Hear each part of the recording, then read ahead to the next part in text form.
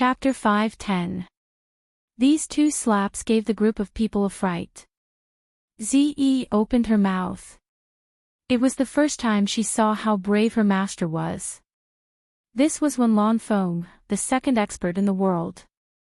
Yet, her master dared to slap him. How many people in the world would dare to do this? Ancestor Nanming touched his face subconsciously. This guy was crazy. He even dared to slap Wen Lanfeng. It seemed that he was not wronged. Although Wen Lanfeng did not have the strength to move, he was still sober. It was okay to slap him twice before, but why did he slap him twice now? Did he really think that his face could be slapped so casually? Wen Lanfeng immediately glared at him. What are you looking at? Are you not convinced? Stand up and slap back. Aren't you very powerful? Why? Are you a bear now?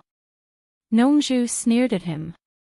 Seeing that he was not convinced, she immediately raised her hand again and shouted, "Do you believe that I will give you 2 more slaps?" Alas! Enough, enough. Ancestor Nanming hurriedly hugged his arm. Wen Lanfeng was not a toy. How could he let him slap him casually? He had slapped him and scolded him. Nongzhu's anger had dissipated a lot. Regardless of whether Wen Lanfeng was willing or not, he lifted him up and helped him to sit cross-legged. He slapped his back and injected his vital energy into his body, helping him guide the dissipated vital energy back to his meridians. With Wen Lanfeng's cultivation, as long as he converged his vital energy, he should be able to recover quickly. The group of people stood on the side and looked at each other. They finally understood what it meant to slap and scold each other for love. Bai Changchun teleported back to the island. He glanced around coldly and pointed at Furong, saying, "Follow me." Then, he slowly walked toward the big house in the center of the island. Hibiscus was immediately at a loss of what to do and didn't know what to do. Nongzhu, who was helping Wen Lanfeng guide his vital energy back, opened one eye and looked. Suddenly, she stopped and stood up. She said to Ancestor Nanming, "Come, I will take this girl." Ancestor Nanming nodded and sat behind Wen Lanfeng. Nongzhu waved to Furong, and the two entered the big house one after another. After entering, Bai Changchun still had that cold look in his eyes. Furong stood there uneasily, not knowing what to do. Nongzhu pointed at Bai Changchun and said, "Hurry up and greet him. This is Yu Qianzhou's master, the person your man asked me to bring you here." Furong walked over while trembling with fear. She knelt down and kowtowed, "Junior Furong greets Senior." As soon as she knelt down, she didn't dare to get up.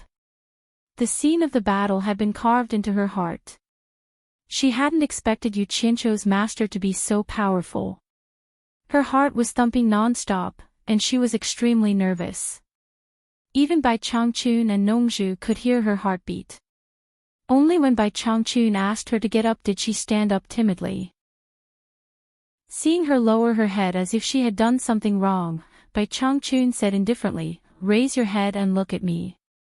Furong didn't dare to be disobedient. She hurriedly raised her head, but her eyes were a bit disobedient. She didn't dare to look straight at him, and she frantically avoided Bai Changchun's gaze. Bai Changchun stared at her eyes. Although she was flustered, her eyes were clear and pure. She wasn't a woman with messy thoughts. This was especially obvious on Furong. Looking at her eyebrows, it was obvious that she had lost her virginity.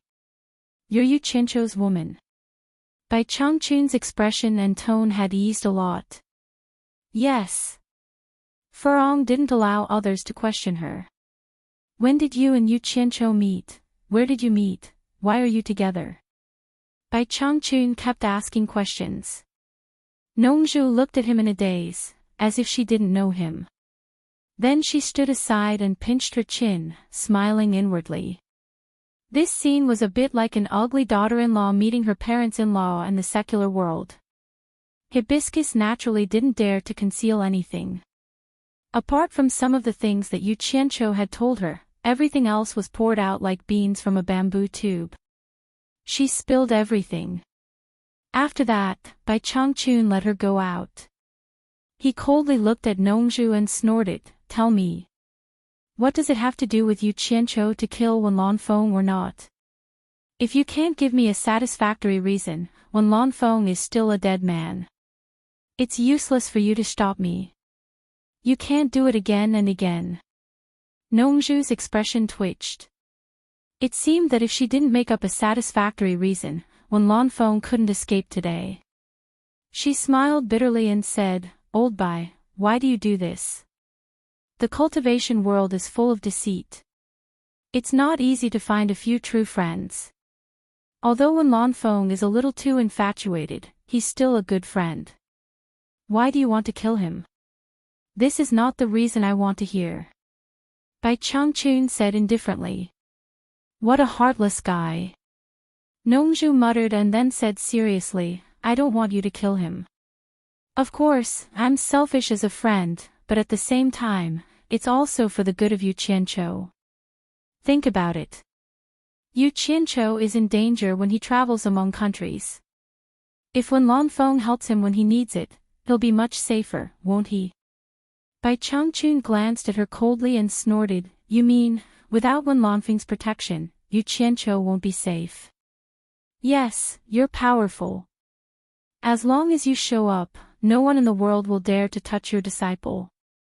Nongzhu touched her forehead and said helplessly, "What will happen after you go to the Holy East Land? Do you think those old guys will be content with their place? Do you think Yu Qianqiu can control the demon region with his current cultivation? Even if I do my best to help Yu Qianqiu, and I can't stop those people's ambitions.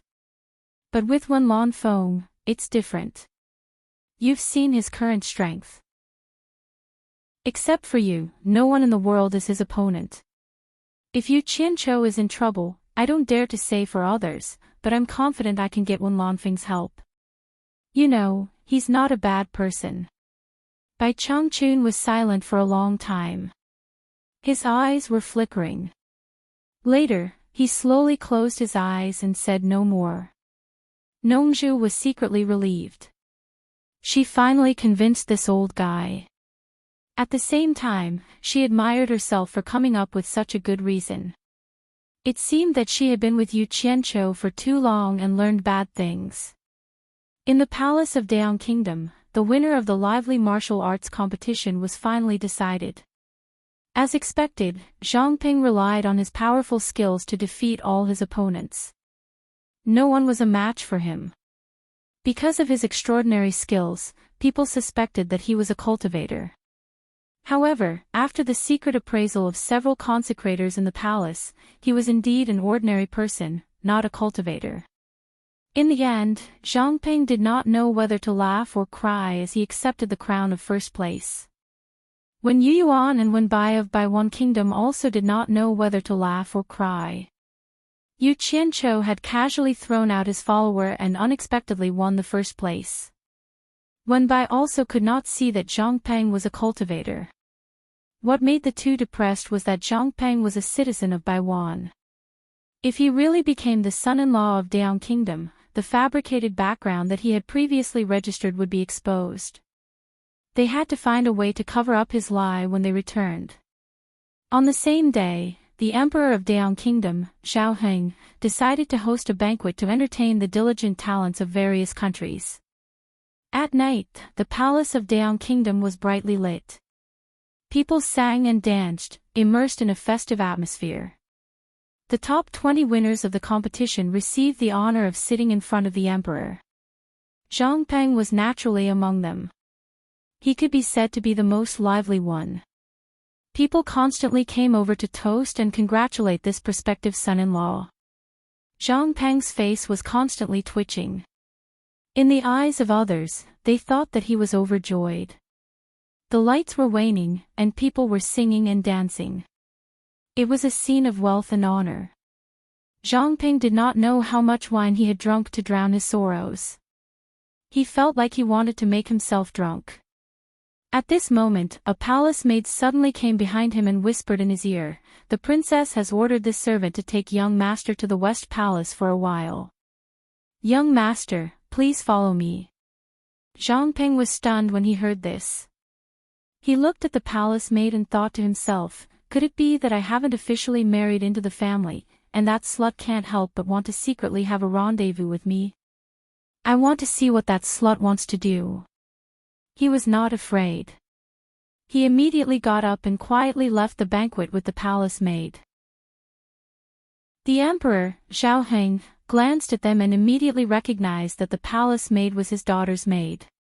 He looked at the chief eunuch beside him and helplessly shook his head with a wry smile. The palace was deep, and there were guards everywhere. The palace maid held a golden token and led Zhangpeng without any obstruction. Zhangpeng was also worried that there was something fishy going on, so he memorized the surrounding terrain along the way. After entering a large courtyard, there was a faint fragrance. Obviously, they had arrived at the residence of a woman. The palace maid led him to a brightly lit room. Before entering the room, Zhangpeng looked up at the plaque above the door. The words Liu Xiangzhai were written in gold. As soon as he entered the room, he smelled the lingering fragrance of incense. In front of him were three women dressed in dignified white palace gowns. They were either standing or sitting, and their eyes were all fixed on him. The palace maid stepped forward and handed the golden token to the youngest of the three. Zhangpeng understood that this woman was most likely the princess. Zhao Qinxiang took the golden token and waved her hand to dismiss the maid.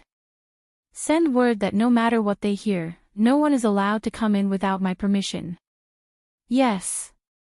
The palace maid received the order and retreated. With a schwa sound, the door was tightly shut. Zhangpeng suddenly turned his head to look, and his heart secretly became vigilant. The other two women unscrupulously surrounded Zhangpeng and circled around him, sizing him up.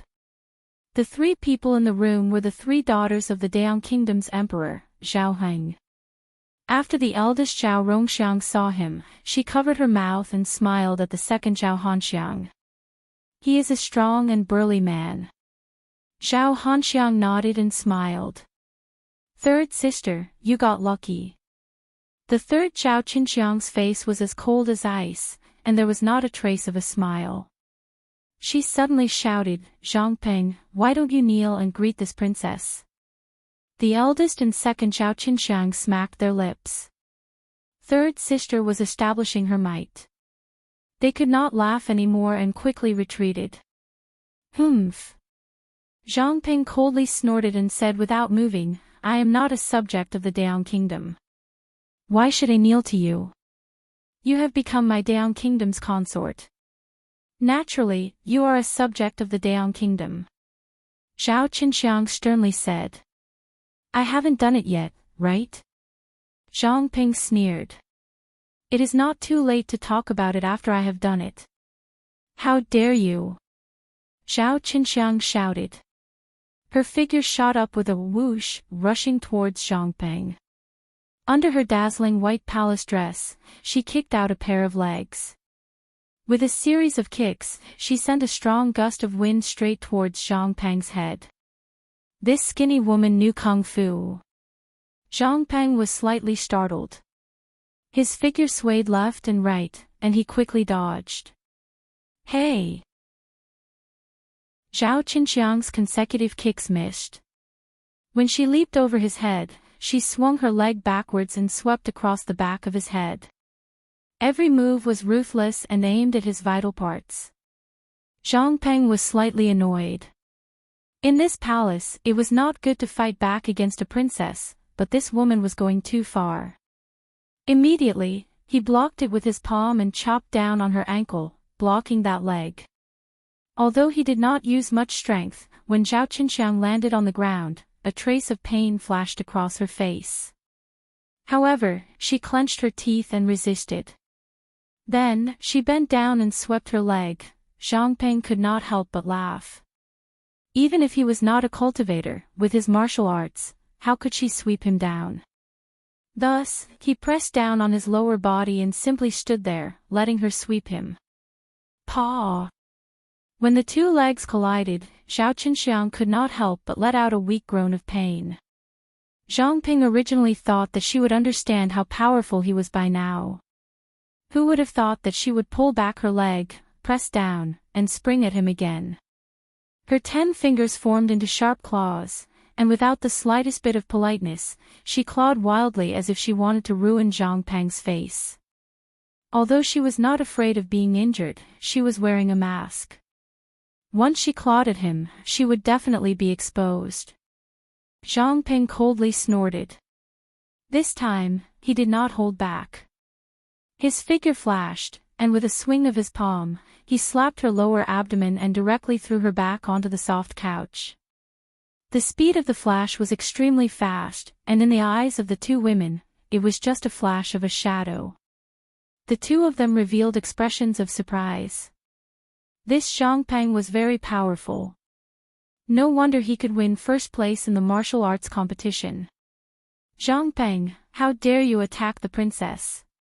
The eldest sister, Zhao Rongxiang, shouted.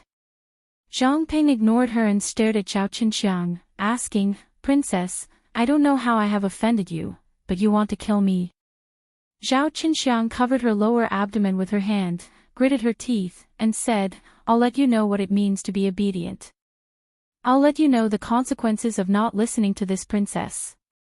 After saying that, she rolled over and opened a long wooden box on the couch. 3 long swords with silver scabbards were grabbed and thrown out. Zhao Rongxiang and Zhao Hanxiang caught the swords and looked at each other. Zhao Qinxiang jumped off the couch with a sword in her hand and shouted, Eldest sister, second sister, set up a sword formation and teach him a lesson about the rules. Clang, clang, clang. The 3 swords were unsheathed. The 3 women flew like butterflies, and their swords intertwined with each other. Zhang Peng was speechless. How could all the daughters of the imperial family know martial arts? How did the emperor teach his daughters? As he dodged, he discovered that the youngest and unruly princess was the most vicious. The tip of her sword was actually aimed at his genitals several times. This thoroughly infuriated Zhang Peng. With a speed that was inconceivably fast for the 3 women, he flicked his fingers and easily seized the swords in the 3 women's hands. The 3 women stared at their empty hands in shock. Before they could react, they saw a figure flash by. They felt their bodies go numb, and they couldn't move. Zhang Ping took the opportunity to seal the acupuncture points of the 3 women, and with a swing of his sword, the swords were nailed to the wooden beam. Don't think that just because you are a princess, I don't care about a trifling Dian kingdom. Zhang Ping arrogantly threw down these words. He wanted to turn around and leave, but he immediately thought of the many guards in the palace. In addition, there were experts from the cultivation world overseeing this place. He really couldn't just barge in. His gaze fell on the gold medal on the small table beside the couch. He spat out the alcohol in his stomach and went over to pick up the gold medal. When he turned around and brushed past the princess, he caught a glimpse of the unruly princess's eyes filled with endless resentment. He was slightly startled and stopped to size up Zhao Qinxiang. He discovered that she was a delicate beauty with a slender waist and an alluring chest. His mind slightly heated up.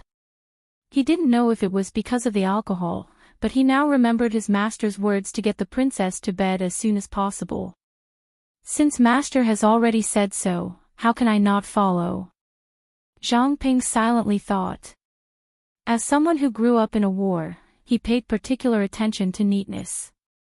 He turned around and moved Zhao Rongxiang and Zhao Hanxiang to face the wall.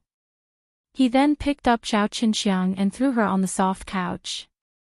Zhao Qinxiang couldn't speak or move. She stared at Zhang Ping in fear, not knowing what he wanted to do. Hiss! Zhang Ping raised his hand and directly tore off her clothes. It seemed that he didn't know what gentleness was, and in a few moments, a white and tender body was revealed. Zhao Rongxiang and Zhao Hanxiang's eyes widened. Zhang Ping didn't notice that opposite them was a bronze mirror used for dressing up. The movement on the couch could be seen in the mirror. The two girls saw the man in the bronze mirror take off his clothes and press down heavily. If the two girls hadn't seen it with their own eyes, they would have never believed that someone dared to humiliate the princess in the palace. Zhao Qinxiang's eyes widened and tears silently flowed. She endured the pain of a broken melon. She never thought that there would be such a daring person, and in the end, she fainted from anger. After Zhang Ping was done, he was also slightly shocked. He realized that he was a little too impulsive. He was secretly a little worried. Would something happen? After putting on his clothes, he pulled a brocade quilt to cover the beauty he had defiled. He took the gold medal and left without saying anything else. He really had the demeanor of a general. Just now, he was a little flustered, but once he opened the door, he regained his composure. He closed the door and showed the gold medal to the palace maids who came over. He said in a deep voice, "The three princesses have something to discuss." Without a summon, no one is allowed to enter. The palace maids acknowledged and retreated. He swaggered out with the gold medal and went back the way he came. By the time he returned to the banquet, it was already coming to an end. Just in time for the banquet to end, he quietly followed the crowd and left. Emperor Zhao Heng saw that Zhang Ping came back alone. He didn't even have a guide. How could the palace allow an outsider to trespass? With a suspicious look in his eyes, he signaled the chief eunuch beside him with his eyes. As soon as he left the palace, Zhang Ping quickly found Pingxi and Wang Wenyu to say goodbye, saying that he had something to do and would leave first. He also knew that the matter had gotten out of hand. Paper could not contain fire. He found an empty alley and quickly flew into the sky, returning to the small courtyard of the embassy. In the courtyard, Yu Qianqiu and Axan Lao San were drinking under the moonlight and chatting about the cultivation world. Zhang Peng's sudden intrusion almost startled Axan Lao San into making a move. During this time, there were too many people who were eyeing Yu Qianqiu covetously. When he realized that it was Zhang Ping, Axan Lao San was even more shocked. He didn't expect that this guy was actually a cultivator. "Zhang Peng, what's wrong?" Yu Qianqiu also noticed that there was something wrong with Zhang Peng's expression. Zhang Peng looked at Axan Lao San and stammered, "Sir, can I have a word with you?" Chapter 5:11. Third Lord Axan was unhappy to hear this. It was obvious that Third Lord Axan was trying to avoid him. Yu Qianqiu was startled. This was the first time he saw Zhang Ping like this. He thought that it must be something important. He waved his hand and entered the house with Zhang Ping. As for whether Third Lord Axan was happy or not, it was not his concern. It was not the time to care about Third Lord Axan's mood. Zhang Ping seemed to be afraid that someone would eavesdrop. With his early stage tribulation passing cultivation, he barely set up a soundproof enchantment. Then he scratched his head, not knowing what to say. Yu Qianqiu looked him up and down and frowned. "What the hell are you doing? If you have something to say, spit it out. I have something important to do tonight. I don't have time to watch you pretend to be a woman." Zhang Ping gritted his teeth and finally told him everything that had happened. Yu Qianqiu's mouth opened wider and wider as he listened. After a long time, he didn't know whether to laugh or cry. He gave a thumbs up and said, "I thought I was a bastard enough. I didn't expect you to surpass your master. You actually dared to capture the princess in the palace. You are really not afraid of death. Don't you know that there are 3 old men in the last stage of tribulation passing in the palace? If they find out, they will kill you on the spot. No one will be able to refute it." Zhang Ping lowered his head in shame and muttered, "Master, you were the one who told me to get the princess into bed as soon as possible, *CK your sister. When did I say such a shameful thing?" Yu Qianqiu immediately rolled his eyes. But he couldn't finish his sentence. He remembered that he had indeed said such a thing. Master, do you remember now? Zhang Peng asked weakly. Pfft. You were the one who did not control your lower body. Now you are blaming Master. How dare you say that? Why did I accept a beast like you as my disciple? Fortunately, I had the foresight to not let you call me Master in front of others. Otherwise, I would have lost all my face. Sigh. I am ashamed. Yu Qianqiu shook his head and sighed. Master, I know I was wrong. Zhang Ping scratched his head awkwardly. This can't be hidden for long. They will find out sooner or later. Master, why don't we escape first? Come on, I've always been an upright person. When have I ever escaped? Yu Qianqiu poked his chest and said, you have to bear the consequences of your own actions. Didn't you get first place in the martial arts competition? Anyway, the princess will be yours sooner or later. It doesn't matter if you try the horse first before fitting the saddle. You might as well stay in the Yang Kingdom and be the prince consort. Zhang Peng panicked. Master, you can't go back on your word. You said that sleeping with the princess doesn't mean that I have to be the prince consort. Shut up. I'm warning you, I've never said anything like that. You can't slander your master's character anywhere. Zhang Peng had just been scolded to the point of dejection. He rubbed his chin and muttered, damn it. Wasn't it just sleeping with a woman? What's the big deal? If you were a commoner's daughter and you dared to do this, I would cripple you immediately. As for the emperor's daughter, since the emperor has many wives, he must have many daughters as well. Ah. Zhang Ping suddenly raised his head and weakly asked, Master, you mean, don't give me that cowardly look. It's disgusting.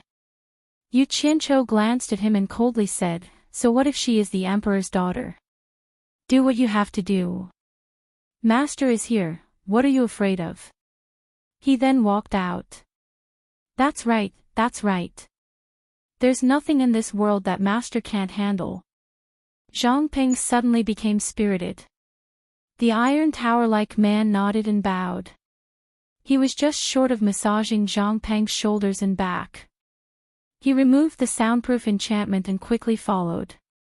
In the imperial study of the imperial palace, Zhao Heng was drinking a hangover soup from a eunuch. The head eunuch walked in with a taut face. He gave a look to the eunuch in the room and the eunuch quickly retreated. Zhao Heng looked at him and calmly asked, what's wrong? The head eunuch went over and whispered a few words. Zhao Heng could no longer sit still and stood up abruptly. Paw! The cup in his hand shattered on the ground. Preposterous! Preposterous! Zhao Heng roared madly. He kicked over the imperial table in front of him and strode out. After rushing to the imperial harem and informing the three Mi brothers of the news, they were immediately enraged. Someone actually dared to do that to the princess under their noses. If word got out, wouldn't they become a laughingstock? It was obvious that he didn't care about the three brothers at all. He clearly didn't care about Illumination Peak. Esteemed elders, I know that the Wen clan of Aquamarine Nation has an extraordinary status in the cultivation world, but I really cannot swallow this grievance today. I implore the esteemed elders to uphold justice for me. Zhao Heng cupped his hands in front of his chest and said angrily. He had already made up his mind. If the three masters were not willing to come forward, he would mobilize the army to besiege the Baiwan nation's embassy. Mi Russian said in a low voice, we watched the third young lady grow up. We will naturally seek justice for her. He turned to the two sides and said, you two stand guard. I will go to the Baiwan nation's embassy to ask for her. Then, he quickly flew away. The group of people from Baiwan Nation returned to the embassy in a drunken state and dispersed. When Yu Yuan and Wen Bai had just walked into the main hall when they saw Yu Qianqiu sitting leisurely in the main hall. Zhang Ping stood silently at the side and Third Axian was looking around.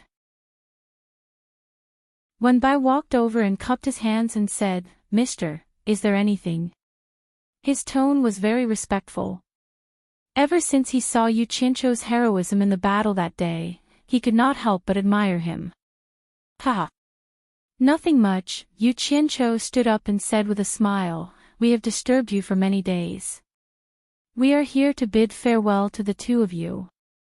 When Yu Yuan and Wenbai looked at each other worriedly, the latter frowned and said, "Is Zhangping also leaving with Mr.?" "Of course. We are also embarrassed to be living and eating for free," Yu Qianzhou said with a laugh. "Mister, do you know that Zhangping has already won the first place? There will be a ceremony in a few days and he will become the emperor's son-in-law of Daong Nation. If he leaves, how will Baiwan Nation answer to Daong Nation?" Wenbai said gloomily. "Sigh. I'm afraid he won't be the emperor's son-in-law anymore. This guy has caused some trouble." Yu Qianzhou summarized Zhang Peng's scandal with great regret. "Ah." Wenbai and Wen Yuan were instantly dumbfounded. Third brother Axian suddenly turned around and stared at Zhang Peng without blinking. He thought to himself, "No wonder he came over in a hurry to whisper to me. So this is what happened. What's the difference between this and slapping Hua Zhongming's face? What guts. Originally, I didn't have the face to stay after causing trouble. But after thinking about it, I can't leave without knowing the reason and put the Wen family in a difficult position. So I waited for the two of you to come back and inform you so that you can prepare in advance," Yu Qianzhou said helplessly. When Yu Yuan's face was already dark. He was the one who arranged for Zhang Peng's registration. If the two nations became enemies, how would he explain to the monarch when he returned? Wenbai's expression twitched.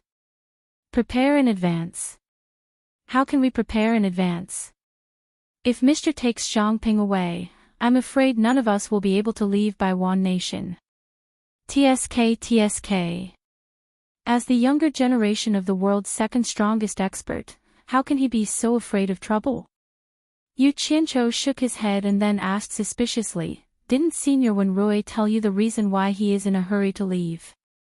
In fact, he also knew in his heart that Wen Rui had no reason to tell such a big thing like Wen Lanfeng coming out of seclusion.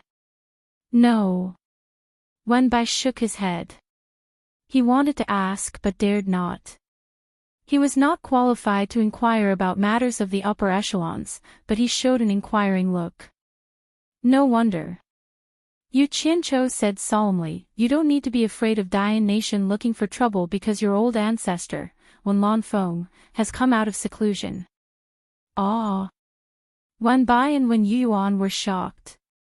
The pillar of Baiwan Nation who had been in seclusion for 100 years had come out. This was such a big thing. No wonder the old high priest was in a hurry to return. "Ah." That's all I have to say. If they come looking for trouble, you can bring up your old ancestor. They won't dare to not give face to your old ancestor. We'll take our leave first." Yu Qianzhou cupped his hands and called out to Zhang Peng before leaving. He really wanted to leave, but he thought that he should not be too shameless. If he caused trouble for others, he should at least greet them and point them in the right direction. However, he had done too many bad things. Occasionally, a kind thought would delay him. It seemed that it was a little too late for him to leave now. They all paused at the same time. They sensed a divine sense sweep over them. Mi Russian had quietly appeared in the lobby, staring at Zhang Peng like a hawk. Yu Qianzhou also looked at Zhang Peng with an inquiring look. "Didn't you say that no one would find out what you did for a while? Someone is staring at you like this, obviously for you." Zhang Peng was speechless. No one could explain if something happened to this thing. Wenbai and Wen Yuan looked at each other. They did not expect the other party to come looking for them. Third brother Axian did not care about the matter and continued to stay silent. "Ha!" Yu Qianzhou laughed and said, "High Priest Mi, what brings you here?" Mi Russian ignored him and pointed at Zhang Peng. He said indifferently, "Come with me."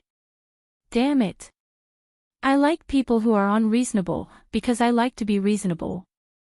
Yu Qianqiu raised his eyebrows. He waved his hand at Zhangpeng and signaled him not to speak. He said in a deep voice, "High Priest Mi, you sure are powerful.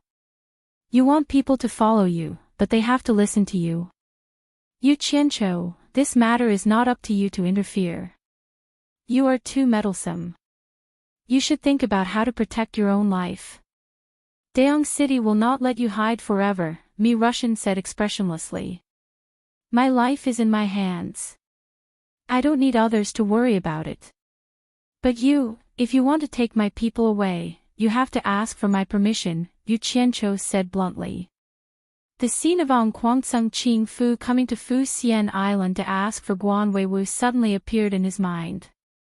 Guan Weiwu's silence made him feel cold. If he could not protect his own disciple, he would not be able to show his face anymore. "Since when did by one country's people become your people?" Mi Russian squinted his eyes. Yu Qianqiu smiled coldly and said, "Since when do you not need to worry about my people? Could it be that I still need to report everything to you? I want to ask you, what right do you have to take him away? You are asking him what he did." Mi Russian said sternly. "Oh." Yu Qianqiu turned around and said, "Zhangping, what did you do?" Zhangping shook his head and said, "I did not do anything." Chapter 5:12. Wen Bai and the other two were speechless. These two were acting shamelessly. Mi Russian stared at Zhangping with a livid expression and said in a deep voice, "You dare to quibble in front of me, I think you are tired of living. High official Mi, you are wrong."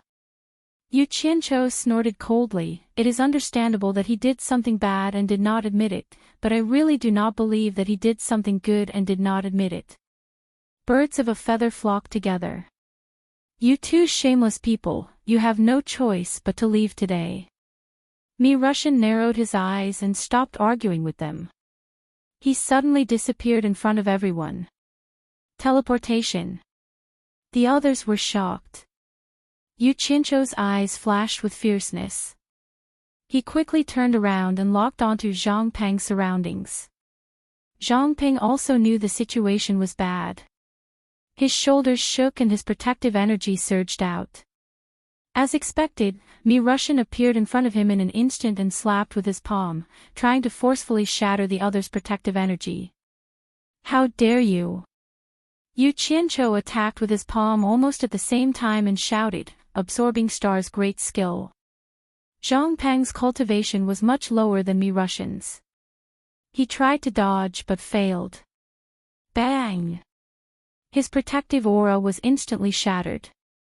His whole body was sent flying to the corner of the wall, and he spat out a mouthful of blood. Although Wen Yuan was a prince, he was only a mortal. Seeing this, he felt his heart palpitate. These cultivators were actually attacking right before his eyes. When Mi Russian attacked Zhangping, he had already turned around to look at Yu Qianqiu.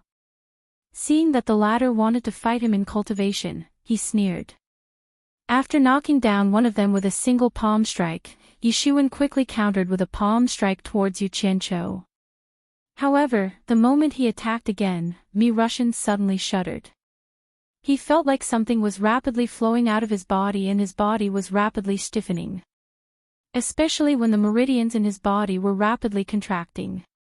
His vital energy could not flow smoothly, dense white smoke gushed out from Mi Russian's body.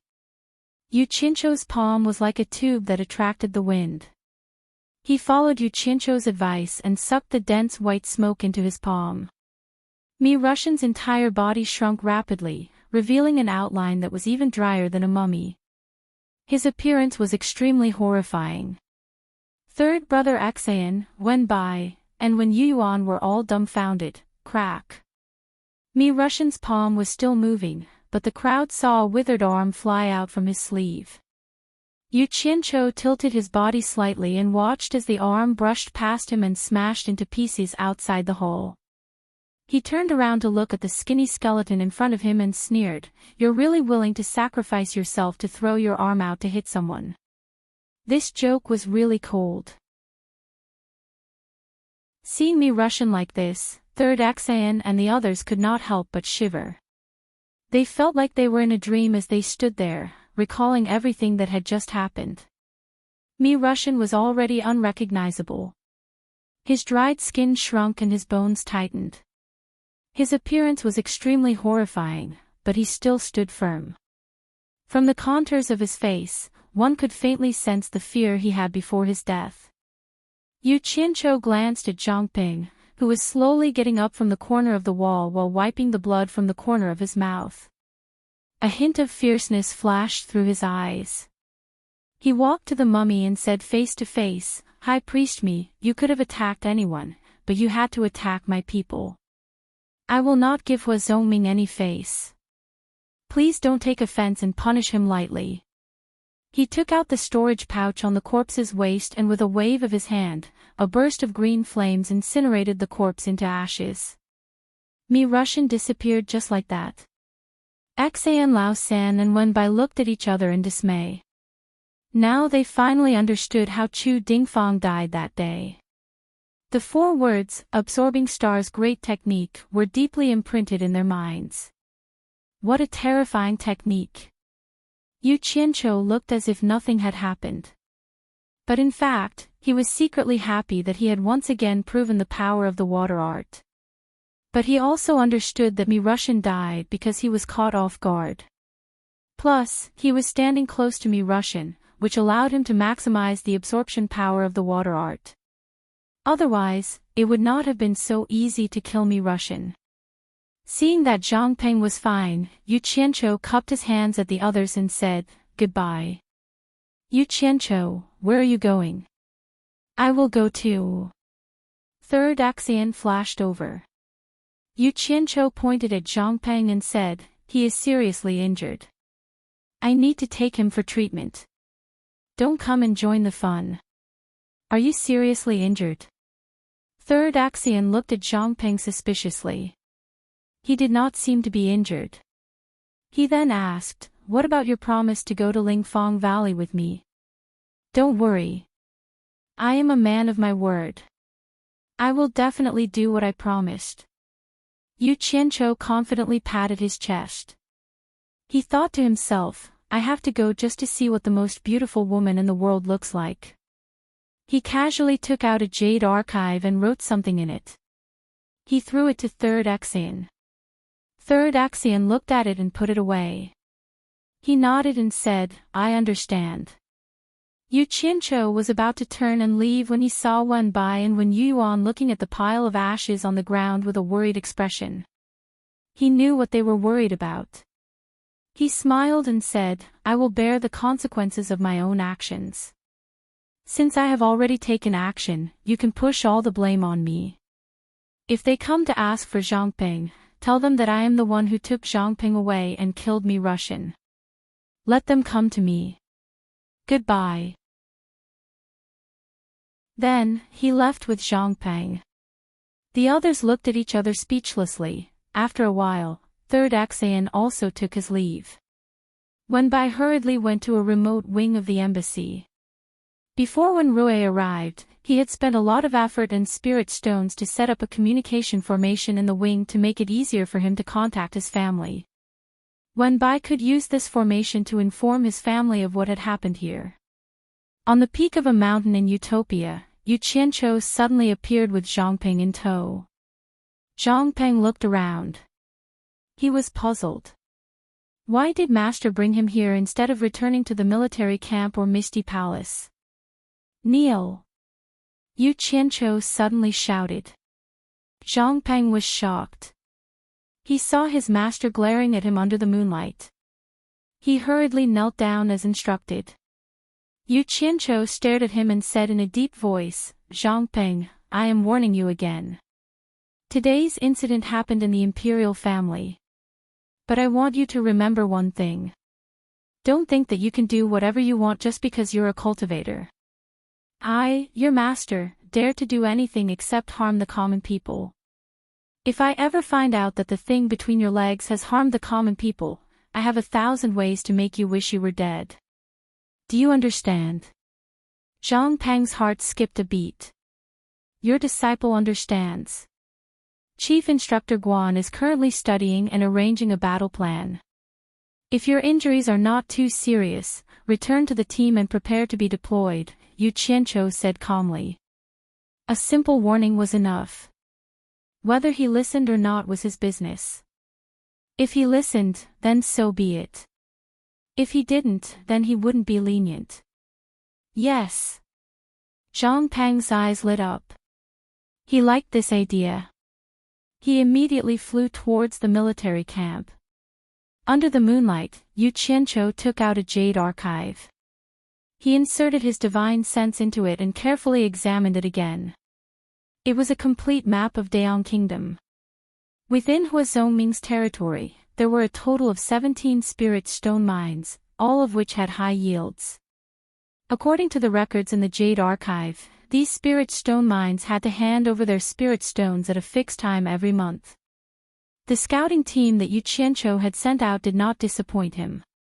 Within the time that he had requested, they had successfully planted teleportation markers near the 17 spirit stone mines.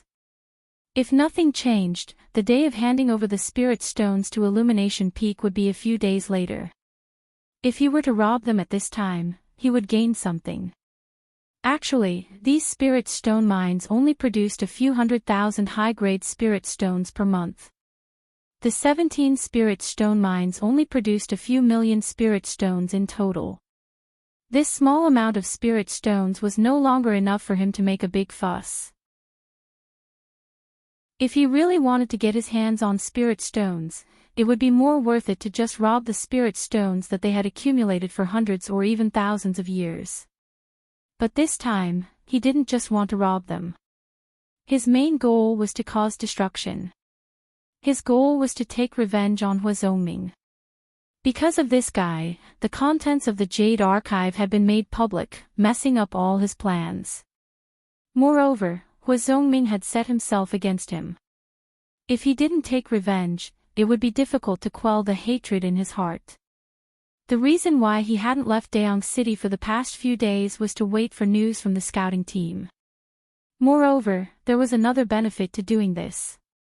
Today's incident would definitely infuriate Huazhongming. It would be good to do something else to distract him. Also, he wanted his team members to see more blood.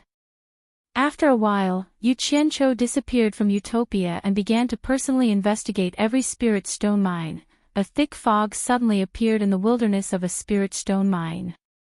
The mineshaft guards didn't care, as natural phenomena were not something that they could interfere with. After Yu Qianqiu had a clear understanding of the people's arrangements, he quietly retracted the thick fog and sent a message back to Guan Yu, who was arranging the battle plan. Then, he appeared at the next spirit stone mine and continued the same process.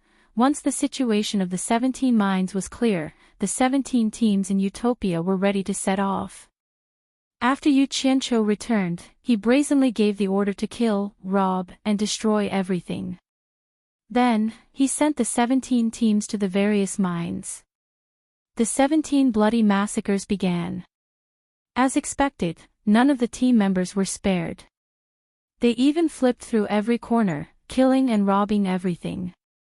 The cultivators in the mine had nowhere to run. They cried and screamed, and blood flowed like a river.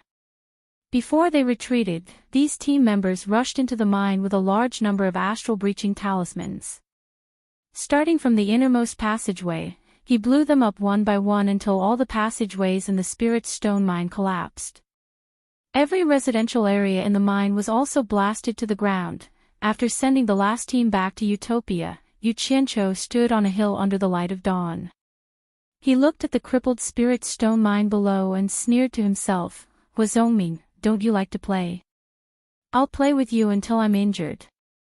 These collapsed spirit stone mines can let you play to your heart's content. Let's see how many years it will take for you to gather thousands of cultivators to mine. After he left, a shrill wind howled in the mountains.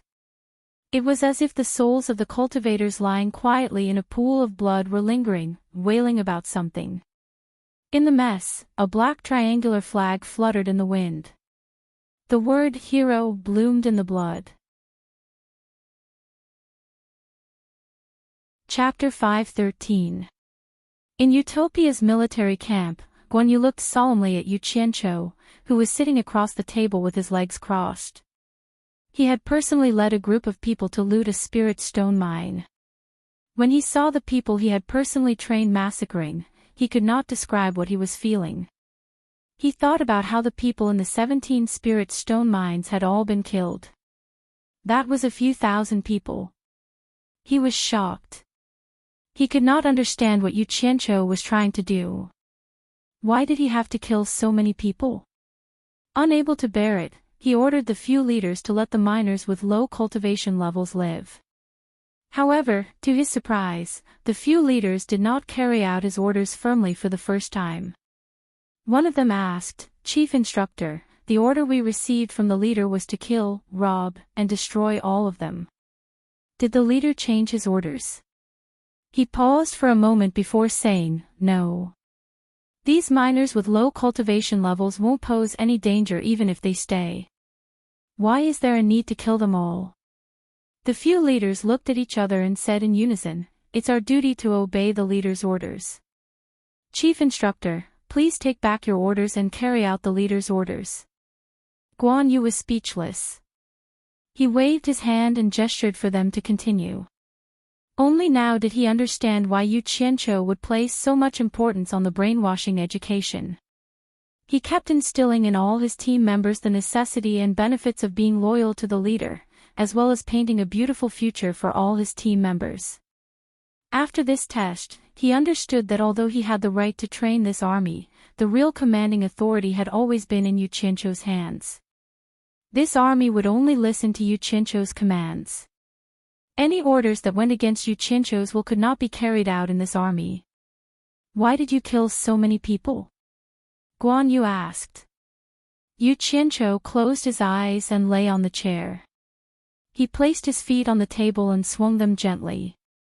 As soon as he returned, he received a secret report from his subordinates, saying that Guan Yu had given an order that was contrary to his. He knew Guan Yu quite well. When he kidnapped this guy, he was only in the qi refining stage and had never experienced in the cultivation world. How could he know the dangers of the cultivation world? It was not surprising that he was soft-hearted. After a moment of silence, Yu Qianqiu did not reply to him. Instead, he opened his eyes and asked Zhangping, when you were in a war, what was the highest number of people you saw die in a battle? This is the most I've ever seen. More than 100,000 people died on both sides. The battlefield was filled with dead bodies as far as the eye could see, Zhangping replied. He glanced at Guan Yu with a hint of dissatisfaction. Guan Yu actually dared to go against his own master. He was someone who had been tempered by blood and fire on the battlefield. Just now, he had killed to his heart's content, so he didn't have the heart to do so. A general's success is built on the bones of tens of thousands. Yu Qianqiu mumbled and put down his leg on the table. He stared at Guan Yu and shook his head, "Yunchang. I'm not a homicidal maniac. I definitely wouldn't kill so many people for no reason. I naturally have my reasons for doing so. You're a good person, but sometimes you're too soft-hearted. Looks like I need to arrange for you to go out with me. What do you think?" Guan Yu was silent for a moment, then he shook his head and said, "Forget it. I don't need to change myself. This is good enough. In the future, let other people do the fighting and killing. I'll stay here and continue to do my own things." As he said this, his mind was thinking about the woman in white in Ethereal Palace. He sighed in his heart. "Let me watch over her silently. I'm willing to watch over her silently for the rest of my life. I don't want to go anywhere. I just hope to see her once in a while, and I'll be satisfied." Yu Qianqiu didn't understand what he was thinking, but he could sense that he was a little depressed. He muttered, "That's fine too. From now on, you should focus on training. The fighting and killing in the outside world really doesn't suit you." After exiting Daeong City's west gate, there was a wide official road. Following this road, it led to many countries. Third brother Axion rode a horse and followed the instructions in the Jade Archive, following the official road. However, after walking for half a day, he didn't see Yu Qianqiu at all. He began to suspect that Yu Qianqiu was playing with him. As he passed by a col between two mountains, he suddenly heard the sound of rushing wind. Third brother Axion caught it with his hand, turned his head and shouted, "Who's there?" He saw Yu Qianqiu walking out of the forest on the hillside, holding a green apple in his hand and chewing on it with a grin. Third brother Axion's face lit up. He looked at the green apple in his hand and took a bite of it as well. However, he realized that it was so sour that his tongue was about to fall off. He quickly threw it away. Yu Qianqiu wasn't much better off. He was also vomiting non-stop. Third brother Axion cursed, "Yu Qianqiu, how could you let me eat something so disgusting? Damn it! There's a wild apple tree in this forest. I took a bite and realized that it was disgusting," Yu Qianqiu said as he stuck out his tongue. "Then why did you eat it so happily? You tricked me on purpose." Sigh. "Didn't you say that we'd share blessings and misfortunes together? Why are you here?" Third brother Axion looked around. Yu Qianqiu was still spitting out the acid in his mouth. He had paid a hefty price to trick him. As he vomited, he said, "I've been waiting for you here." In fact, the Jade Archive he gave third brother Axion contained a strand of his own consciousness. He could contact third brother Axion at any time. Third brother Axion had just arrived here, and he had just left Utopia. He guessed that the cultivators guarding outside Daeong City would have to wait in vain for a period of time. The two of them discussed where to go. Then, they released their horses and flew away together, Light Illumination Peak, Great Hall of Light. Mi Ruhai wept bitterly as he told his master the news of his brother's death. Hua Zhongming's face was dark. He crushed the golden cup in his hand into a golden pancake. He said sternly, "Yu Qianqiu, how dare you?" From this, it could be seen that Wenbai had indeed followed Yu Qianqiu's instructions and pushed all the blame onto him. "Return to the palace first and detain the people from Baiwan Nation. I'd like to see how the Wen family will explain this to me." Hua Zhongming narrowed his eyes. "I won't forgive Yu Qianqiu. Master, there's one more thing." Mi Ruhai wiped his tears and said, "The Wen family said that their ancestor, Wen Lanfeng, has come out of closed-door cultivation." "What?" Hua Zhongming was shocked. He asked again, "What did you say?" "The Wen family said that Wen Lanfeng has come out of closed-door cultivation," Mi Ruhai repeated. In fact, when he found out that his brother had been killed last night, he had wanted to kill a few people from the Wen family to vent his anger. Who knew that Wenbai would suddenly say that Wen Lanfeng had come out of closed-door cultivation, which shocked him. He naturally knew what kind of person Wen Lanfeng was. He was someone that even his master was wary of. Although he was angry, he did not dare to cause trouble for his master. He could only suppress his anger and return to Light Illumination Peak to report to his master. "That love addict has come out of closed-door cultivation." Hua Zhongming slowly sat down and thought for a while. He sighed and said, "Don't touch the people from the Wen family for now. I'm no match for that guy. Don't provoke them for now. Wait until I've gathered the information. You go back first." He had no choice but to obey his master's orders. Mi Ruhai choked and left. At this moment, a strong man directly flashed into the Great Light Hall. After bumping into Mi Ruhai, he frowned and said, "Ninth junior brother, what's wrong?" This person was Hua Zhongming's eldest disciple, Lu Qingjian. He looked much younger than Mi Ruhai, but in fact, he was older than him. Miruhai choked and said, "Eldest senior brother, my eldest brother was killed by Yu Qianqiu." Ah. Eighth junior brother was killed. What happened? Lu Qingjian asked in shock. Miruhai rambled again. The former was so angry that he laughed and said, "What a good Yu Qianqiu. He dared to provoke our light illumination peak. Qingjian, why did you come here in such a hurry?" Hua Zhongming asked, feeling a headache coming on. "Master, misfortune never comes alone." Lu Qingjian took out the little black flag of the hero and walked over. "Our 17 spirit stone mines were destroyed overnight." "What?" Hua Zhongming stood up again and snatched the little black flag. After looking at it, he sneered, "Another hero. I thought he was only targeting Yin Baikong. So he specifically landed in our Down Kingdom to cause trouble. I wanted to watch Yin Baikong get into trouble." "What do you mean by the spirit stone mines were destroyed?" Lu Qingjian clenched his fists so hard that cracking sounds could be heard. 17 spirit stone mines were completely destroyed, and all the spirit stones that were delivered were looted. Several thousand disciples were slaughtered, and not a single one of them survived. It will be very difficult to recover. The great light hall instantly quieted down. Miruhai no longer cried and quietly retreated. To Light Illumination Peak, this matter was much more important than his eldest brother's death. The 17 spirit stone mines were the main source of Light Illumination Peak's spirit stones. If he continued to cry, he might be punished by his master. It was better to obediently return. "This is not looting. Someone is taking revenge on me. Otherwise, there is no need to be so ruthless." Hua Zhongming's face was gloomy. He opened the flag in his hand and said with an unpredictable expression, "The master of this hero should have a grudge against me. He is someone I know." 17 spirit stone mines were attacked in one night.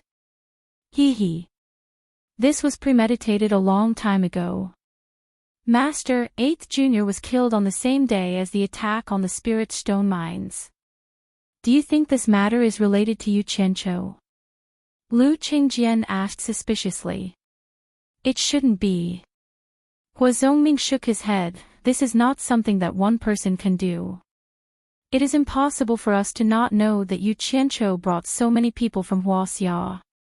With his cultivation, it is impossible for him to travel to so many places in one night."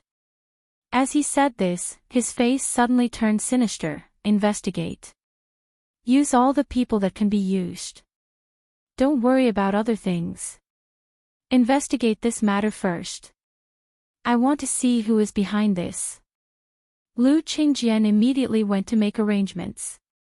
Such a big matter naturally could not be hidden. In a few days, the news spread throughout the cultivation world. The mysterious hero once again caused an uproar in various countries. Yin Baikong, who was on Cornucopia's God of Wealth peak, had been depressed by the previous incident. He had mobilized his subordinates to investigate everywhere but to no avail. When he heard this news, he was stunned at first, but then he laughed out loud. At first, he thought that the hero was specifically targeting him. He did not expect it to be even more ruthless this time. That bastard Hua Zhongming must not be laughing anymore. Perhaps he was also implicated by that bastard last time. The hero must have been cutting grass to kill a rabbit, robbing him along the way. In fact, the main target was Hua Zhongming. Otherwise, there was no need to be so ruthless. After thinking it through, Yin Baikong felt much better. After being depressed for a long time, he finally decided to go down the mountain to see how business was going. Chapter 5:14. World Commerce. Speaking of world commerce, one had to mention its founder, Yin Baikong. Yin Baikong could be said to be an extraordinary person in the cultivation world. It wasn't because of his high cultivation, but because he liked doing business. He was unique among the spirit-severing experts in the cultivation world. It was because of this that he founded World Commerce. The headquarters of World Commerce was in Cornucopia. The tallest mountain in Cornucopia was called God of Wealth Peak. This series of names were all given by Ian Baikong himself. From this, it could be seen that Ian Baikong really did have a hobby of doing business. Even now, when his cultivation had reached spirit-severing late stage, he would still personally pay attention to business matters. Cornucopia could be said to be the most prosperous place in the cultivation world. Of course, Ian Baikong wasn't the only shop here. Otherwise, his business wouldn't be so prosperous. Every country had their own shops here. The flourishing area around the foot of God of Wealth Peak was Cornucopia. Ian Baikong himself often stood on God of Wealth Peak and gazed down. Thinking back to the barren mountain valley that had become the flourishing area it was today, Ian Baikong was often very proud. Cornucopia Hall was where World Commerce's money came and went. The spirit stones that flowed here every day, if converted to high-grade spirit stones, were at least 10 million. At this moment, in Cornucopia Hall, World Commerce's disciples were counting the spirit stones that flowed in and out. Jing Yuankong was overseeing this place. Ian Baikong had his hands behind his back. Like an old merchant, he barged in and looked around. When World Commerce's disciples saw Ian Baikong, none of them actually said anything. They just glanced at him and then lowered their heads to do their own things. Jing Yuankong was slightly startled. Master had always been in a bad mood. Why did he come down today? It seemed like he was in a good mood today. Jing Yuankong hurriedly bowed and then led his master to the back hall. Because the front hall was a busy place, chatting was not allowed. This rule was set by Ian Baikong himself and he had always been the first to follow it. When they reached the back hall, Ian Baikong's first words were, "Has everything been normal?" "Everything is normal," Jing Yuankong replied. Ian Baikong nodded. Cornucopia Hall is about to begin. How are the preparations? Everything is being prepared in an orderly manner. It won't affect the Cornucopia Hall, Jing Yuankong said seriously. Cornucopia Hall was the largest trading event in the cultivation world. It was held once every 10 years. At that time, there would be a large number of cultivators from various countries. It could be said to be exceptionally prosperous. It was also the time when the World Chamber of Commerce was rolling in money. The master and disciple talked about business for a long time. Finally, Ian Baikong asked, "How are the inner disciples doing?" "I'm not too sure about that," replied Jing Yuankong. Ian Baikong nodded slightly and did not blame him. Of the two disciples, Jing Yuankong was mainly in charge of business matters. The eldest disciple, Sikong Ju, was in charge of the affairs of the sect disciples. Some of the more secretive matters had always been handled by the eldest disciple, Sikong Ju. Jing Yuankong didn't care about it, which made him feel more at ease. In fact, Jing Yuankong had also concealed one thing. He knew that Guan Zhongkai had been forced to admit defeat by Yu Qianchou, but he did not mention it. After all, he was the eldest senior brother's disciple. If he were to say it, he would be suspected of sowing discord. As for whether or not the paper could wrap up the fire, the responsibility would not fall on his head in the end. East Sea Everlasting Island. When the news of the 17 spirit stone mines in Huazhongming's territory being looted spread, cultivators from various countries were discussing it. It became the hottest topic on the island. In the deep mountains and valleys of Wuji Island, there was a constant rumbling sound. A phantom was flashing everywhere in the forest of rocks. Wherever the phantom went, the huge rocks would crumble into pieces. Man Hu and his fellow disciples were watching from the side of the cliff with their arms crossed. After a while, the rumbling stopped and the phantom flashed up the cliff. A cloud of black mist gradually dissipated, revealing Yan Zhuixing's naked upper body. His muscles were incomparably sturdy. Compared to his previous skinny and weak self, he was like a completely different person. After receiving the clothes from Man Hu, Yan Zhuixing looked at the broken rocks in the valley and shook his head. My demonic charm movement technique hasn't been able to make any progress. Looks like it won't work just by relying on external force. I need the help of the 7-star blood orchid. State Preceptor, where can I find 7 stalks of 7-star blood orchid? Man Hu muttered, I can think of a way to get 1 or 2 stalks, but I'm afraid it will be difficult to get 7 at once. Didn't you say that in the World Chamber of Commerce's upcoming cornucopia meeting, there is nothing you can't buy as long as you can afford it? I wonder if I can buy the 7-star blood orchid I need there. Yan Zhuixing asked. Don't worry, young palace master. I have already reported this matter to Master. Master will naturally pay attention to this matter. As long as the 7-star blood orchid appears, Master will definitely buy it at all costs. Man Hu said. Yan Zhuixing nodded, turned around and said with a smile, I wonder if there is anything new in the various countries recently.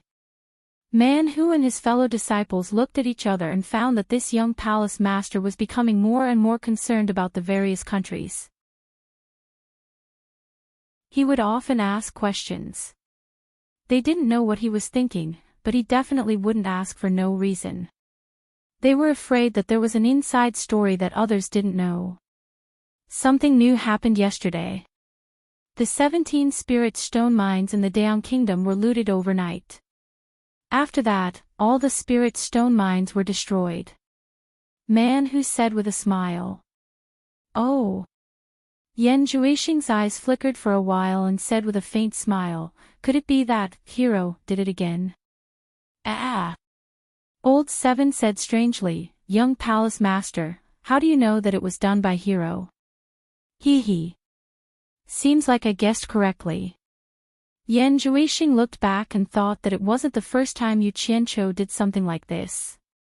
He had already done it when he was in China. This was completely Yu Qianqiu's style, stealing chickens and dogs and disturbing people's peace.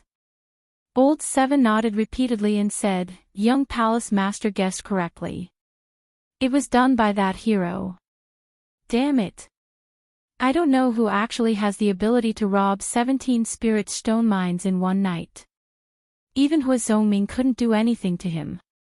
He's probably hopping mad right now. Man Hu waved his hand at Old Seven and turned around to ask, young palace master, do you want to continue cultivating demonic arts or go back to rest? State Preceptor, I want to walk around the various countries. What do you think? Yan Zhuixing looked at the distant mountains and said slowly. What? The few of them said in surprise. They didn't know why he suddenly had such an idea. Yan Zhuixing turned around and said to the few of them with a faint smile, I often hear cultivators from various countries talking about the excitement of the cornucopia gathering. I really want to go and see if I can find the 7-star blood orchid I need. The few of them looked at each other. Man Hu frowned and said, the situation here is so tense. How can you leave, young palace master? The cornucopia gathering is held once every 10 years. Young palace master might as well go next time. The situation is tense. Yan Zhuixing glanced at the few of them and sneered, is it really tense? Why can't I see it at all? Although there are constant small battles, the various countries seem to prefer to waste time here. No one is willing to carry out the final battle. It doesn't matter if I'm here or not. This Man Hu smiled bitterly and said, young palace master, don't be anxious. There is a reason for this. Wait a year or two, and the various countries will definitely rush to attack. Oh. Yu Qianqiu walked to the edge of the cliff and kicked a stone. He watched him go down and said, what is the reason? Can State Preceptor tell me honestly? Man Hu thought for a moment and walked to stand beside him and said, this isn't a secret that can't be told. The various countries are all worried about the #1 expert in the world. By Changchun. Yan Zhuixing retracted his gaze and stared at him and asked, "Didn't you say that he wouldn't interfere if the soul formation realm cultivators of the various countries didn't personally interfere with the affairs of the Huaxia cultivation world? Why do they have to worry about him? Although that's the case, everyone would rather wait another year or two." "Why? It's good that everyone abides by the agreement, but if the various countries force the Huaxia cultivation world to a dead end, Bai Changchun can go to the various countries even if he doesn't have to come to Huaxia." This was something that no one thought of at first. Only later did someone raise this doubt. The various countries thought that it would be better to wait for Bai Changchun to go to the East Holy Land. At that time, the various countries would join hands and the Huaxia cultivation world wouldn't be able to resist.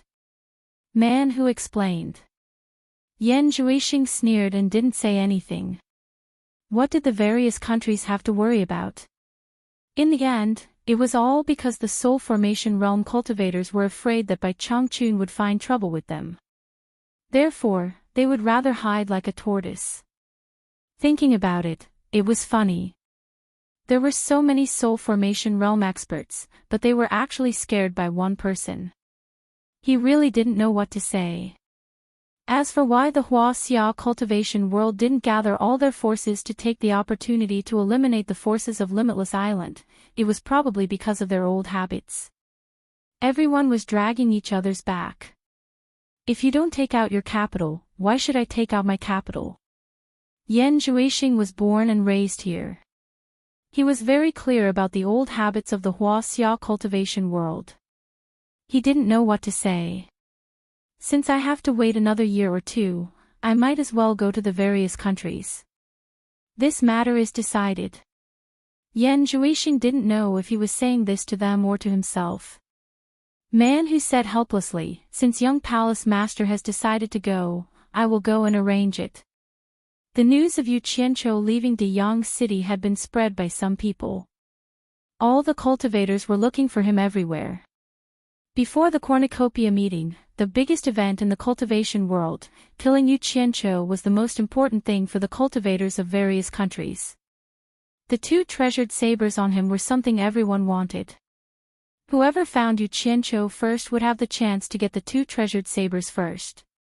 For a time, the search for Yu Qianqiu was carried out in the cultivation world. Yu Qianqiu naturally knew that his situation wasn't very good. He pulled third brother Xan along and tried to keep a low profile. Third brother Xan was willing to bear the burden and was not afraid of hard work. He took the initiative to bring Yu Qianqiu to hide here and there. He wanted to bring him safely to Lingfang Valley. Chapter 5:15. The 2 of them sneaked along the way, flying and hiding. From time to time, there were cultivators wandering around in the sky, and there were more and more signs. The 2 of them even found Foundation establishment disciples searching in the sky on their flying swords. This kind of small cultivator couldn't stop the 2 of them, but it was clear that they only sent them as eyes and ears, and didn't intend to rely on them to kill Yu Qianqiu. But they couldn't touch them, because if they killed one, they would attract a whole bunch of others. There was no other way, they could only hide. This kind of searching method was very scary, and in the end, the 2 of them were forced to fly close to the ground in the deep mountains. They didn't dare to walk on the main road, and could only hide in the deep mountains. Occasionally, they would startle a flock of birds, and the 2 of them would quickly run far away, then hold their breath and hide. Soon, they could see more than 10 cultivators quickly flying over, searching everywhere in the dense forest. "Third brother Xan, you go back to Spirit Fang Valley first, I have a way to escape." Yu Qianqiu didn't know how many times he said similar words. However, third brother Xan always had a solemn expression on his face as he firmly refused. "No, you were originally hiding in Deyang City. If it wasn't because I insisted that you follow me to Lingfang Valley and exposed your whereabouts, you wouldn't have ended up in this state." He was talking about the day before, when the situation wasn't so critical. Because he randomly shouted in the mountains, it attracted an early tribulation passing cultivator to search. Third brother Axion was worried that if this person escaped, he would attract a large number of people, so he killed him on the spot. Who knew that the person who was killed had a restriction on him? This restriction was similar to the one that Yu Qianqiu used when he first went to Demon Ghost Domain to train. The person who searched must have carried a divine sense compass, and knew everyone's whereabouts like the back of his hand. Once the person died, the other party immediately knew their whereabouts. This was good, it was like poking a hornet's nest. After startling a group of people, this group of people startled others, and cultivators from various countries heard the news and came. This was called a chase, so the two of them were forced to suffer. Yu Qianqiu didn't know whether to laugh or cry. You can't be blamed for this. I can't hide in Deyang City forever. If I did, Hua Zhongming wouldn't have let me go. At least you won't be in danger in Deyang City for the time being. Third brother Axion stubbornly said. He was certain that he had implicated Yu Qianqiu. Third brother Axion, Uncle Axion, I'm begging you, please leave first, I really have a way to get out of here. If you don't have King leave, I'm going to be dragged to death by you. Yu Qianqiu was just short of kneeling down and begging him. It wasn't a good feeling to be chased all over the mountains. He really couldn't take it anymore. As long as third brother Axion left, he could immediately teleport back to Utopia. With the teleportation mark planted by the scouts, he could go anywhere with ease. Third brother Axion suddenly turned around and stared at him. His breathing became heavier and his eyes reddened. Yu Qianqiu was startled and asked suspiciously, "What do you want?" "There aren't many people like you in the cultivation world." Third brother Axion shook his head and sighed. Yu Qianqiu was confused and asked blankly, "What do you mean? What's wrong with me? You'd rather give up your own safety than drag others down. A friend in need is a friend indeed." Third brother Axion said emotionally. Yu Qianqiu bit a finger in his mouth. His expression was a little dazed. His thoughts had flown to the highest heavens. Damn it. You can buy people's hearts like this. Brother, although I'm older than you, please allow me to call you brother.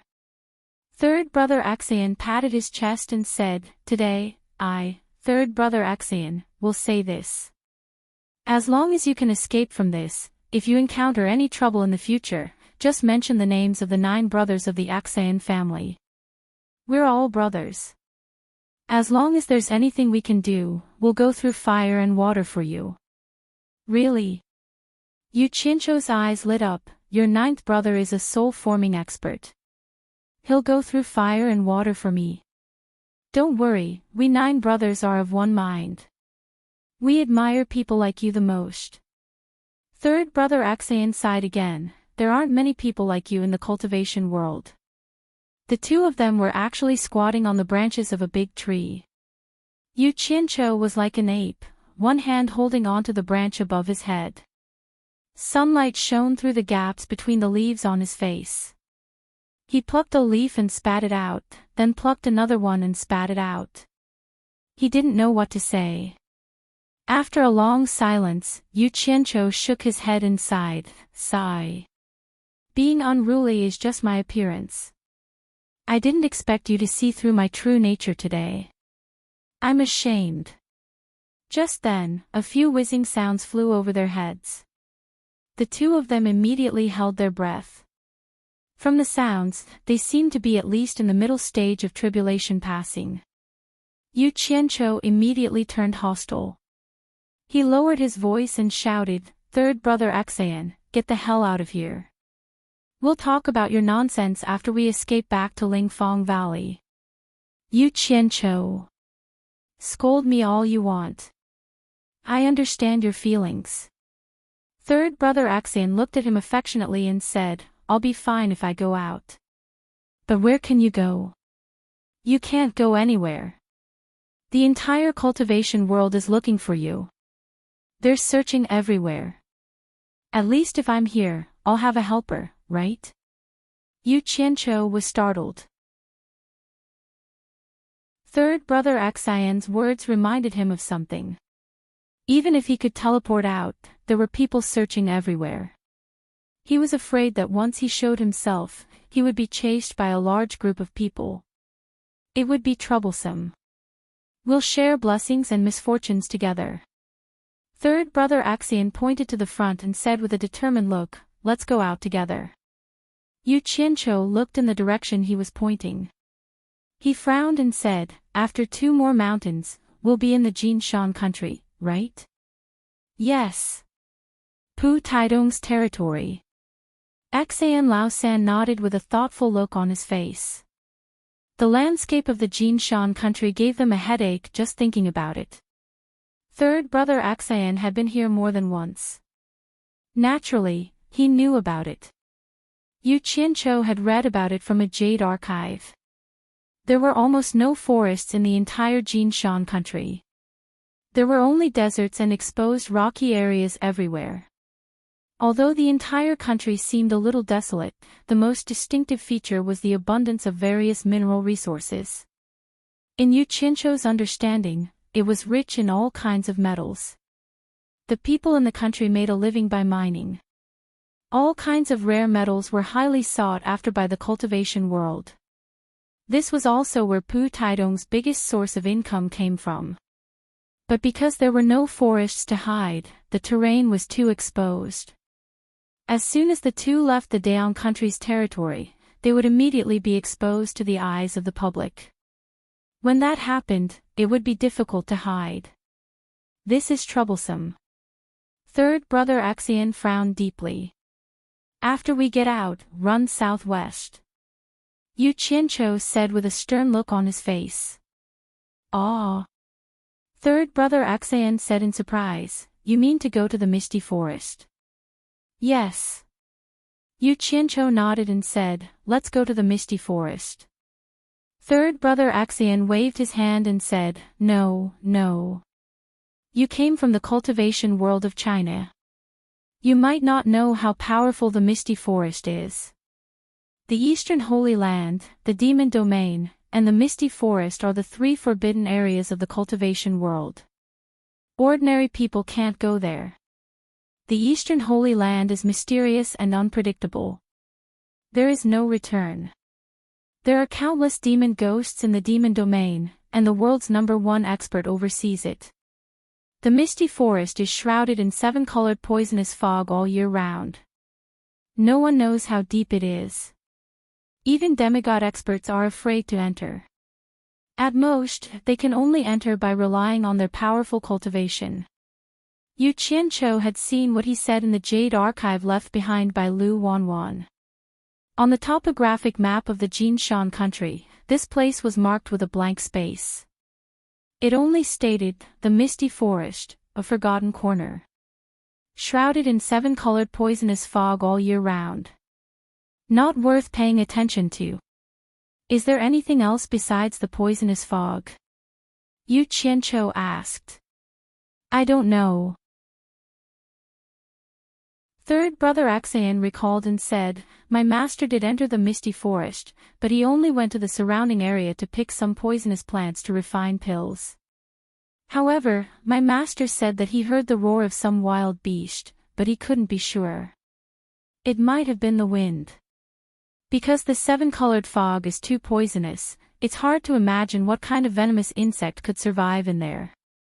Yu Qianqiu pondered for a while. Since there was nothing else, and he had taken the Rui pill, he shouldn't be afraid of the poison.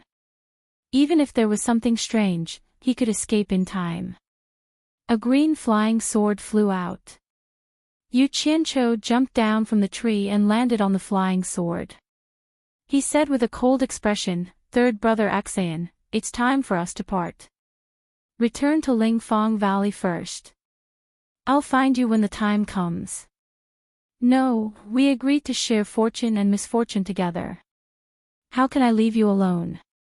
Third brother Xian waved his hand and pointed to the side, worst comes to worst, we'll spend more time and take a detour. Once we reach Lingfang Valley, with my master around, no one will dare to enter. Do you want me to hide in Lingfong Valley for the rest of my life? Yu Qianqiu sneered, if I really want to hide for the rest of my life, why would I hide in Lingfong Valley? Since everyone likes to play with me, I'll play with them. If I don't play until they stop, then my name isn't Yu Qianqiu. What do you want to do? Third brother Axian was stunned. Without saying anything, Yu Qianqiu rode his flying sword close to the ground and quickly flew through the forest. Third brother Axian paused for a while, then quickly chased after him. After hiding for a while, the two of them finally crossed two mountains. When they reached the dense forest at the foot of the mountain, they stopped. Looking from the forest, the lush green had gradually faded away. The gravel formed a desolate land in front of them. There were more than 10 people in the air, watching the forest closely. Occasionally, there were people flying over them. What do you want to do? Third brother Axian whispered in his ear. Yu Qianqiu's eyes flickered as he pondered. He didn't answer him. According to the map, the dense fog forest was about 50 miles away from here if he went southwest. With his speed, he would definitely be stopped by an expert who was faster than him, and then he would attract a large group of people to attack him. It seemed like he could only let third brother Axian temporarily lure the enemy to buy some time for himself.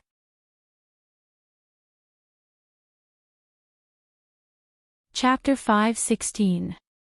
Third brother Axian, I need to discuss something with you. What is it?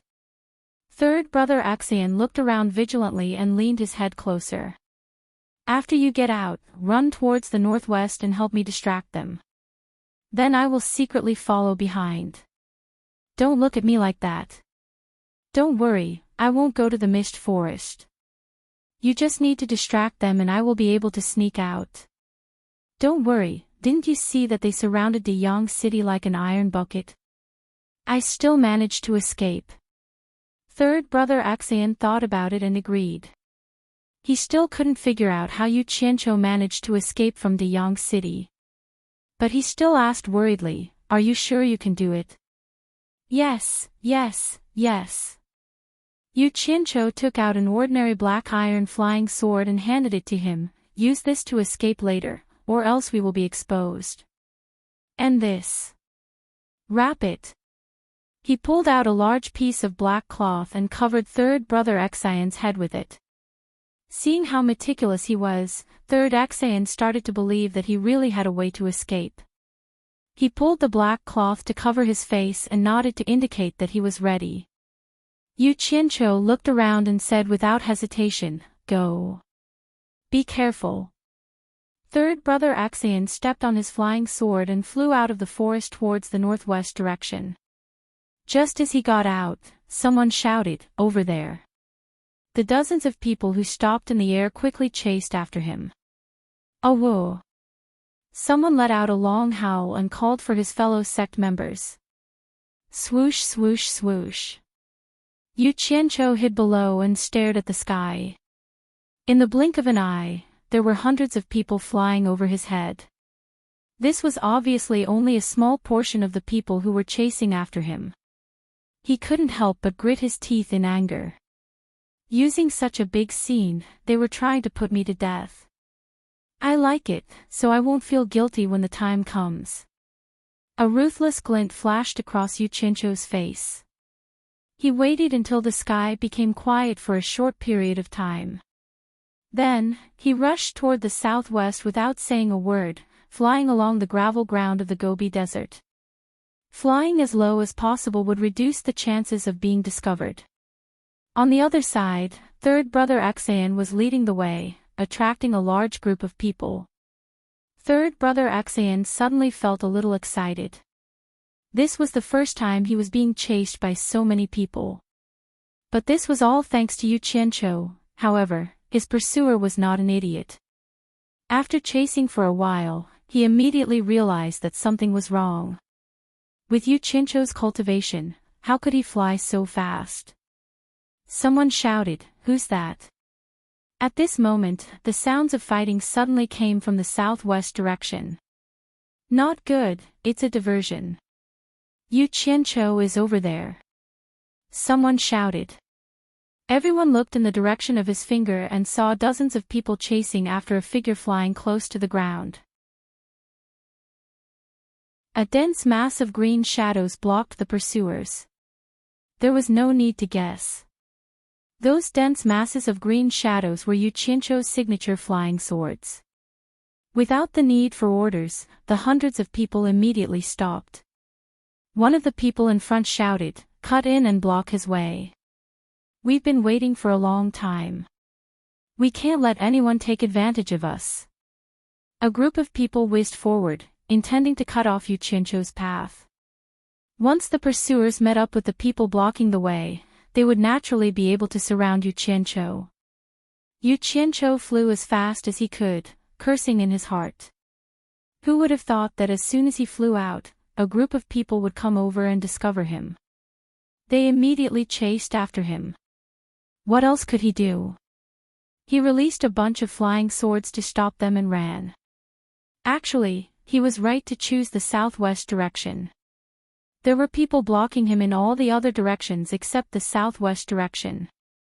Because the mist forest was in that direction, it was a natural barrier. There was no need to waste manpower to guard there. Take third brother Axayan for example. Just when there was no one chasing after him, a few people came whistling through the air in front of him. Without saying a word, they joined hands with their flying swords and attacked him wildly. Third brother Axayan dodged with a teleportation and cursed, "You old bastards, just you wait. I'll settle the score with you after this is over." As soon as he teleported away, the others felt something was wrong. Someone recognized the voice and shouted, "Stop fighting. It's third brother Axayan." In the distance, there were continuous bangs. Green lights flashed. The few of them looked at each other and ignored third brother Axayan's curses. They quickly rushed to the place where the fight was happening. As long as they could get the two swords, it would be a great contribution. Even if the Axayan brothers wanted to deal with them, their master would protect them. Third brother Axayan stopped in the air. He looked at the direction of the fight. He was stunned. The strong wind blew the black cloth off his body. His eyes were wet. He muttered to himself emotionally, "You lied to me. We said we'd share blessings and misfortunes together. Why did you bear the hardship alone? Yu Qianqiu, you lied to me." Third brother Axayan screamed at the sky. He lost control of the flying sword under his feet. His silhouette flashed and with a whoosh, he quickly rushed to the place where the fight was happening. The dozens of people chasing him did not have high cultivation. Other than the 10 who were at the early stage of passing calamity, the rest were about the same level as Yu Qianqiu. Yu Qianqiu's 1,000 flying swords killed more than 10 original infant stage cultivators. As for the rest, Yu Qianqiu was confident that he could kill them all. But now was not the time to fight them. It would be troublesome if the others arrived. He was already halfway there. He could faintly see a rainbow in the distance. It was quiet, desolate, beautiful, and mysterious. It should be the forgotten corner of the world, the fog forest. The middle stage tribulation transcendence realm cultivators, who were chasing Yu Qianqiu, suddenly saw a large group of people coming from the northwest. They exchanged glances, and with a speed that was even faster than Yu Qianqiu's, they dashed in front of him. Yu Qianqiu, on the other hand, dodged left and right with his exquisite sword control skills. He managed to evade the slashes of the sword auras and continued to fly forward without a care for his life. It seemed like he wanted to reach the fog forest at all costs. But because he was flying close to the ground, the gravel exploded on his body, making him grimace in pain. A bunch of bastards. Just you wait. If I don't take revenge, I am not a man.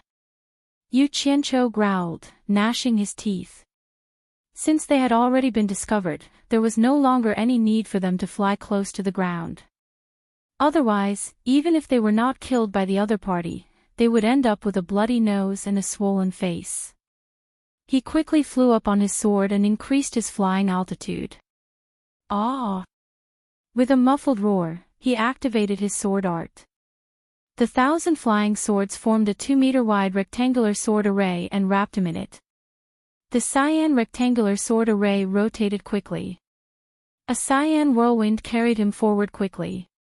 It was a spectacular scene. The few people who were fighting and flying in front of him had just attacked a few flying swords in the rotating sword array when the other flying swords came flying at them. Just the formation alone was enough to give them a fright, and they quickly dodged. The flying swords that were hit away quickly returned to the sword array and protected Yu Qianqiu as he moved forward quickly. The few of them attacked one after another, but they could not do anything to Yu Qianqiu. He did not even stop to fight with them and only cared about charging forward. Looking at the hundreds of people flying towards them, the few of them became anxious. One of them shouted, "Yu Qianqiu, leave your treasured saber and we will let you go. We will spare your life. Spare your mother. You trash, come and take it if you have the ability." Yu Qianqiu cursed.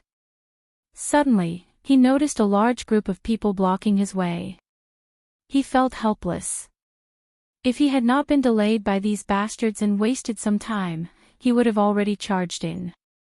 Looking in all directions, there were many people rushing over. They were densely packed, and they were all flying towards this place. It seemed like all the people chasing him had heard the news and were here. In front of him, the misty fog forest was surging with illusory colors. It was a vast, mysterious, and boundless world. Like a seductive young lady, she was shrouded in a colorful and mysterious veil. For countless years, countless people wanted to remove this mysterious veil and kiss this young lady.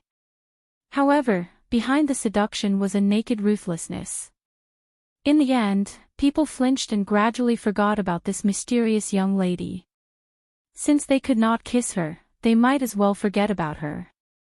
Originally, it was rare for anyone to come to this place for thousands of years. Wind and frost carved out a desolate aura in this field made of gravel, telling the occasional visitor that this place had been quiet for a very, very long time. However, this silence was broken today. Yu Qianqiu's crazy charge forward made the people blocking him guess something. Among the hundreds of people blocking him, there were more than 10 who were far ahead of the people behind them. This proved that their cultivation was higher than the others. Not good. This kid is going all out. He would rather die in the fog forest than let the treasured saber fall into the hands of others. One of them expressed his judgment. Hee hee. You want to die? It's not that easy. Even if you want to die, you have to leave the treasured saber behind. Another person laughed sinisterly. As they spoke, they completely exposed the nature of the cultivation world where the strong preyed on the weak. The cultivators of the various countries have heard the news and are here. Hurry up, just in case. We will stop him first. Those behind, follow up. Let's go. The person who was flying the fastest shouted. Since he was able to command everyone, it was obvious that he was the leader of this group of people. More than 10 people disappeared on the spot at the same time. They appeared in front of them once, then disappeared and appeared again. More than 10 people used teleportation at the same time.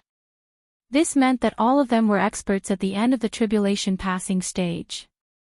It was obvious that this group of people was determined to get the treasures. After teleporting 3 times, they lined up in front of the bewitching fog forest. They coldly looked at the spinning cyan sword formation that was rushing towards them. Naturally, the one inside the formation was Yu Qianqiu, their target. They were originally about the same distance from Yu Qianqiu to the fog forest. Moreover, their flying speed was obviously faster than Yu Qianqiu's. However, just in case, they actually teleported to intercept him. The 700 to 800 people behind them had already flocked over and lined up behind the 10 people. The person in the lead stared at the people who were entangled with Yu Qianqiu and let out a cold laugh. He waved his hand and said, "Go, chase away those flies behind us. At the same time, cut off all of that kid's escape routes. The treasures are ours." Almost 200 people immediately flashed behind him and surrounded him.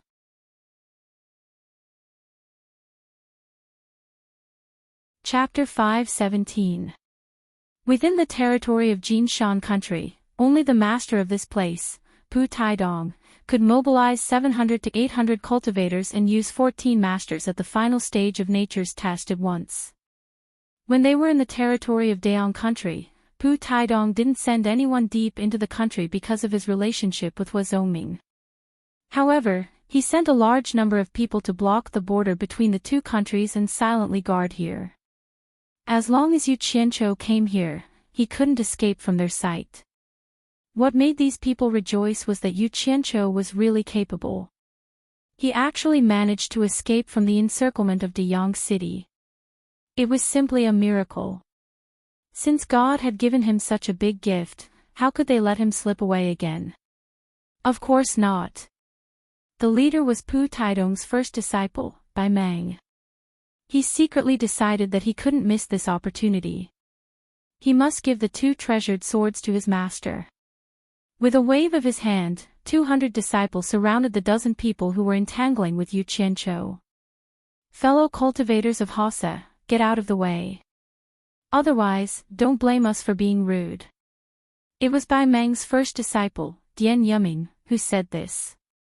The situation was stronger than the person. With a large number of people led by his master behind him, he was more confident. The people who were entangling with Yu Qianzhou all changed their expressions. They also understood that the situation was stronger than the person. They all stopped and didn't dare to act rashly. They were cultivators of Hausa. This time, they also sent nearly 100 people, including 5 or 6 masters at the final stage of nature's test. However, the top masters were not in this direction. When they arrived, it would be too late. But there was no other way.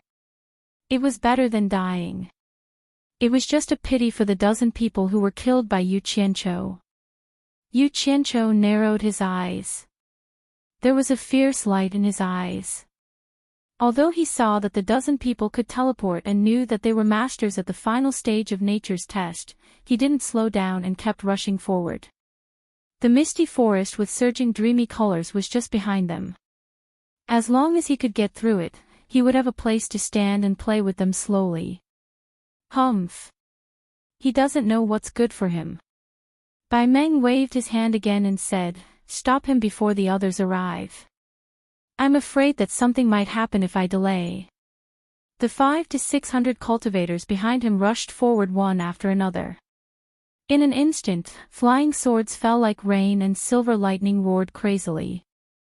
They interweaved into a magnificent silver net and swept forward. Even though Yu Qianzhou had 1,000 flying swords, he would not be able to gain the upper hand against 500 to 600 flying swords that were controlled individually. Concentrating on controlling one sword was definitely better than controlling thousands of swords at once. Kaka. Yu Qianzhou continued to charge towards the hundreds of flying swords with a sinister smile on his face. His violent nature, which was bound to explode under pressure, was revealed without a doubt. He charged forward without fear of death. When he was about 100 meters away from the opposite flying sword, he rushed forward with his arms wide open and shouted, "Starflame Fire Art." At this point, he had no choice but to fight, unless he retreated back to Utopia. However, they were destined to have a showdown today, so how could they cower? If they wanted to run, they would have done so long ago. Since the other party wanted to force him into a dead end, then there was no need for him to pretend to be kind. From today onwards, they would not stop until one of them was dead. Those who were afraid of death would leave, and those who weren't would continue to play to the end. Boom! A cyan storm suddenly exploded. Cyan flames swept away the clouds and rushed out unscrupulously, spreading rapidly. The scorching heat crazily flooded in all directions in a split second. The thousands of flying swords instantly flashed back into the flames, disappearing without a trace. A huge green light shone between the heaven and earth. Even though the group of people had heard that this guy knew how to do this, when they saw it for themselves, it was simply shocking. They could not imagine how a person could store such a large amount of flames in his body. The people surrounding him were shocked and involuntarily retreated from the high temperature. The 500 to 600 flying swords were instantly swallowed by the surging green flames. The expressions of the 500 to 600 people changed. The moment the flying swords rushed into the sea of flames, they immediately lost contact with them. It seemed like they had been disarmed by the other party in an instant. Facing the surging green flames, the 500 to 600 people had no choice but to retreat. Use the sword intent to break his fire. Bai Meng shouted because everyone knew that Chu Dingfang's sword intent had broken the green flames. It was obvious that the sword intent was not afraid of the high temperature of the green flames. 14 experts at the final stage of the tribulation passing stage flashed to the front. 14 heaven-raising swords appeared, wanting to shred the surging green flames into pieces. Don't! Third Xian's sorrowful cry came from afar. He clearly saw the 14 heaven-raising swords and could tell that these 14 people were experts at the final stage of the tribulation passing stage. With 14 experts at the final stage of the tribulation passing stage joining hands, it was hard to imagine what would happen to Yu Qianqiu. If you want to break my green flames, then I will break your sword intent. Within the green flames, Yu Qianqiu shook his sleeves. Slippery black shadows continuously flashed out from his sleeves and hovered in front of him. The instant the 14 heaven-raising swords chopped down, Yu Qianqiu pushed out his palms and shouted, "Kill!" Just as the 14 huge transparent sword intent chopped down with a strong wind and broke the green flames, a group of densely packed black shadows suddenly shot out from the green flames like lightning. What did it mean to destroy everything? What did it mean to destroy everything? What did it mean to be successful in every endeavor? Today, Yu Qianqiu's black flame flying swords would give Pu Taidong, the disciple of a mid-divine transformation stage expert, a wonderful demonstration. Back then, Yu Qianqiu relied on the black flame flying swords to defeat 2 experts at the final stage of the tribulation passing stage in the Battle of Wanghai Town in Huaxia. From then on, Yu Qianqiu regarded the black flame flying sword as a supreme treasure, and he treated it as his trump card. He wouldn't easily use it unless it was a critical moment, because once it was used, it would kill. This was his trump. Now, everyone in the cultivation world wanted to force him into a dead end. The killing intent in his heart was boiling. Since everyone in the world has betrayed me, why should I think of myself as a sentimental person? Kill! Swish, swish, swish. Hiss, hiss, hiss, as dense as rain, the black shadows flashed. The 14 sword intent disintegrated in an instant and disappeared without a trace. The collapse was so sudden that the 14 experts at the final stage of the tribulation passing stage found it hard to believe. The pupils of the 14 people suddenly shrank as they saw the densely packed black dots shooting toward them. They were all pure black flying swords. They were unbelievably sharp, cutting through the sword intent as if they were cutting paper. Among the 14 experts at the final stage of the tribulation passing stage, a few reacted quickly. Protective aura surged out to block the flying swords. Bai Meng saw this from the corner of his eyes and was instantly shocked.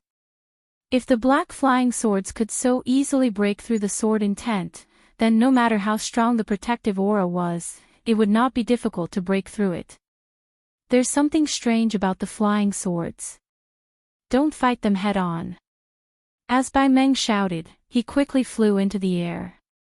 A few people who did not set up protective aura also saw the clues and quickly flew into the air. At this moment, life and death could be decided in an instant.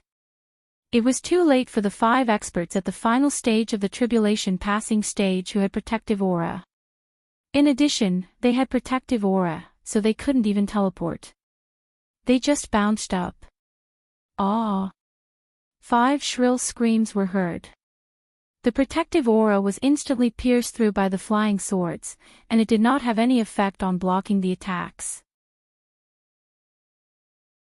The bodies of the 5 people trembled in the air. They were pierced by the flying swords like sieves, and their bodies were full of bloody holes. Then, like kites with broken strings, they fell straight to the ground. However, before their bodies fell to the ground, they were swallowed by the surging green flames. It was impossible to see them again, not even their ashes. 7th junior brother. 3rd junior brother. 9th junior brother. Bai Meng and the others who had just jumped into the air all cried out in pain. At this moment, another 5 experts at the final stage of the tribulation passing stage appeared. They were the people who had stopped 3rd Exayan and attacked together. These 5 people were the 5 top masters from Hasa. They couldn't wait to stabilize their bodies and stop in the air. They looked at each other, they saw the scene just now with their own eyes. The green flames surged and the black swords rained fiercely, killing 5 experts at the final stage of the tribulation passing stage in an instant. Although they weren't familiar with the 5 people who died, they had met them before. The 5 people who died were also at the final stage of the tribulation passing stage like them, and the number of people who died was the same as them. The 5 people were frightened and didn't dare to rush over again. It was better to wait and see first. 3rd Exayan, who followed closely, also stopped beside the 5 people. He looked at all of this with his eyes wide open, and he couldn't wrap his head around it for a long time. Oh my! This guy killed 5 experts at the final stage of the tribulation passing stage in an instant. The 500 to 600 people who saw it with their own eyes were even more shocked. How was it possible? In the blink of an eye, 5 experts at the final stage of the tribulation passing stage died just like that. Run! Someone in the crowd screamed, and everyone immediately scattered in panic. After the black swords killed the 5 people, they didn't stop at all. First, they scattered, thinking that they were going to chase Bai Meng and the others. Then, they suddenly turned around and surrounded the 500 to 600 people behind them. That scene. The 500 to 600 people were scared out of their wits. They were disarmed by Qinghua just now, and didn't even have a weapon in their hands. Everyone was shocked by the situation just now, and they were suddenly attacked like this. It was really fatal. It wasn't that they didn't have a way out. The way out was right behind them, the misty forest that was shining with psychedelic colors. For them, what was the difference between this and having no way out? For a moment, everyone took out everything in their storage pouches that they could use to block the attack. Hee. A sinister laughter came from the green sea of fire, and the densely packed black flying swords madly strangled them. In an instant, the wailing and wailing made everyone who heard it tremble. The bloody scene of the massacre would give people nightmares at night. It could only be described as too horrible to look at. None of the things they took out could block the strangling of the black flying swords. When this black sword net fell, only the 100 people who reacted quickly at the beginning escaped. None of the remaining 400 to 500 people were spared. Limbs were broken, and flesh and blood were flying everywhere. Yu Qianqiu. Stop. Bai Meng clenched his fists tightly, and used all his strength to shout for them to stop.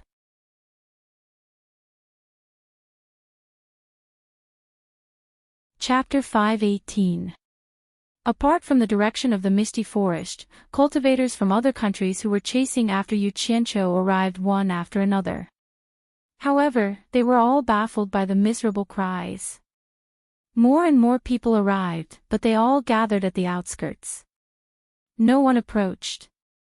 Compared to the people who rushed over in a hurry before, they were like 2 different people. The people who arrived later did not understand what was going on. They asked the people who arrived first what was going on. After getting the answer, they were all dumbfounded. Hearing Bai Meng's sorrowful cry, everyone was silent. They all decided to wait and see. Bai Meng's cry was met with Yu Qianzhou's sneer from within the sea of fire. There's something wrong with your head. The black flying swords continued to kill. Bai Meng and the others could only watch. They wanted to help, but when they thought of the unstoppable power of the flying swords, they were powerless to approach. They were already scared out of their wits by the black flying swords. The few hundred people below were almost completely wiped out. The remaining people were forced into a dead end by the black sword net. They had no choice but to release their protective aura and charge into the colorful and thin fog behind them. They tried to hold on for a while and then come out again. What came as quite a surprise to the spectators was that the mysterious and fearsome mist forest wasn't as terrifying as they had imagined. Those people actually managed to survive in a hopeless situation. Even the protective aura of nascent soul cultivators could be used. Withstanding the protective aura, they really managed to run out from the other end. Everyone guessed that it might be because the fog at the outskirts was thin and the poison was not strong. Otherwise, it would be impossible for them to escape so easily. After all, the misty forest that had been legendary for countless years was not a joke. With an example, almost everyone died. The remaining few dozen people no longer hesitated. They all released their protective aura and rushed in. The ground was covered with broken limbs, dismembered corpses, and a pool of blood. As the green sea of fire blew past, everything was instantly turned into ashes. The bloody history just now was completely erased. The road ahead was unobstructed. Yu Qianzhou successfully charged into the colorful fog. That surging green sea of flames gradually disappeared along with Yu Qianzhou in the seven-colored fog. The black flying swords also disappeared in their wake. Perhaps it was because of the heat, but the color of the fog had become thicker. Previously, they could see dozens of meters away, but now they could only see 1 or 2 meters away. Bai Meng's group of 9 landed in front of the misty forest. Their faces were ashen. In total, there were close to 800 people. These were the rising stars of the sect, the future backbone of the sect. But looking at it now, there were only about 300 people left. Yu Qianzhou had single-handedly massacred nearly 500 people. The most distressing thing was that 5 experts at the end of the crossing tribulation stage had died just like that. Bai Meng's entire body was trembling uncontrollably, his fists clenched to the point of cracking sounds. If he had killed Yu Qianzhou and obtained the treasured saber, it would still be acceptable. But in the end, he did not obtain anything and instead caused such a huge loss. How was he going to explain this to his master when he returned? Thousands of people had gathered in the surrounding air. At this time, they all landed one after another. Looking at the pile of ashes on the ground, they all shook their heads and sighed. At the same time, they secretly felt lucky that they did not block Yu Qianzhou first. Otherwise, the consequences would be unimaginable. No one had expected that Yu Qianzhou could be so powerful. It happened almost in an instant. Nearly 500 people, including 5 cultivators at the end of the crossing tribulation stage, were killed just like cutting melons and vegetables. Especially the 10 cultivators of Hassa who were lucky enough to survive and began to chase Yu Qianzhou, they were even more frightened. It turned out that Yu Qianzhou had not been serious with them. Otherwise, none of them would have been able to escape. These people glanced at the people of Jinshan country, who all had deathly pale expressions, and couldn't help but gloat secretly. They thought it was good that they died. Who told them to be so arrogant at the beginning? They were rushing to die. However, they still had to thank them. Otherwise, no one would know who the ashes on the ground belonged to. The muscles on third brother Xian's face twitched. He didn't know how many trump cards this guy had. The absorbing stars technique was scary enough, and now he had a batch of black flying swords. Even cultivators at the end of the crossing tribulation stage could be killed as easily as cutting cabbages. Thinking that he was also at the end of the crossing tribulation stage, he couldn't help but shiver. He knew his bad temper very well. If he didn't need Yu Qianqiu's help, he would have fallen out with this guy many times. If they really fought. Third brother Axian didn't dare to think about what would happen next. Brother Bai Meng, I'm sorry for your loss. Brother Bai Meng, don't be sad. There will be a chance for revenge eventually. People who knew Bai Meng all comforted him. Although their words sounded nice, they didn't know how many of them were sincere. There was also someone who snorted, this guy probably died when he entered the fog forest. It's a pity that those two treasured sabers are going to be lost in the vast fog forest. At this point, that person was slightly startled. He seemed to have thought of something.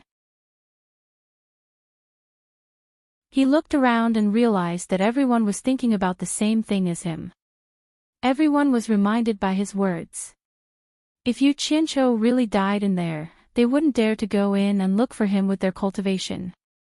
However, the soul formation stage masters behind them could go in and look for him with their high cultivation. Everyone looked around with flickering eyes. They memorized the direction where Yu Qianqiu entered and prepared to wait. If Yu Qianqiu really didn't come out, this direction was the best place to find the treasured sabers. They could go back and report to their masters. What's wrong with them? Among the people looking around, someone suddenly pointed at the disciples beside Bai Meng and asked in surprise.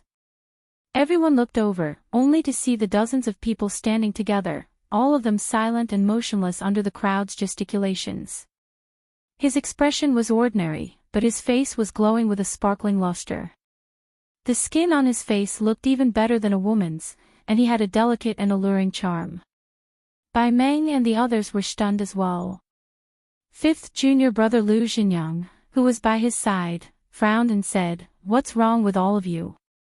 In the end, even after he shouted a few times, those several tens of people still didn't move, and this was slightly unusual. Lu Xingyang slowly walked over and stood in front of the dozens of people. He found that their bright eyes were shining brightly, but they seemed to have no one in their eyes. They didn't even look at him, an elder of the sect standing in front of them. Disrespecting one's elders. If it was just one person, it would still be acceptable. However, if all of them did the same, it would be impossible for something like this to happen. Lu Xingyang walked over and raised his hand, wanting to pat one of them. Yet he heard Bai Meng shout, "Junior martial brother, don't touch it with your hands." Lu Xingyang's hand hung there, not knowing what was going on. Bai Meng said in a low voice, "They are all disciples who just came out of the misty forest. They might have been poisoned." When everyone heard this, they all whispered to each other and nodded, obviously agreeing with Bai Meng's words. Lu Xingyang was shocked and didn't dare to touch it anymore. If he was infected by a deadly poison, it wouldn't be fun. Taking a few steps back, he raised his hand and snapped his fingers. With a whoosh, a gust of wind shot out and hit one of the people's face. He had grasped the appropriate amount of strength. This gust of wind that he shot out would at most cause the person to have a bloody nose and a swollen face.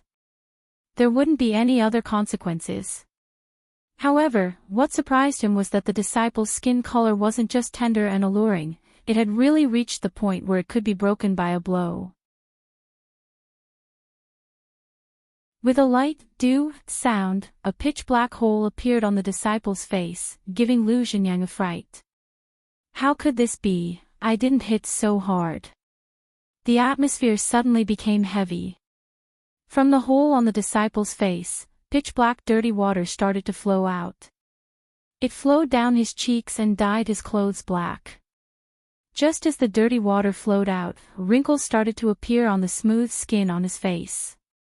Then, starting from his head, he started to shrink. Then, he swayed unsteadily and slowly fell backwards. The people standing behind him were knocked down by him and also fell down unsteadily. One by one, dozens of people fell down in an instant. And when those people fell down, they were immediately like brittle paper bags filled with water. After falling to the ground, they couldn't withstand the pressure and burst open. Hua hua. The dirty water flowed all over the ground, and the people nearby all took a few steps back to avoid it.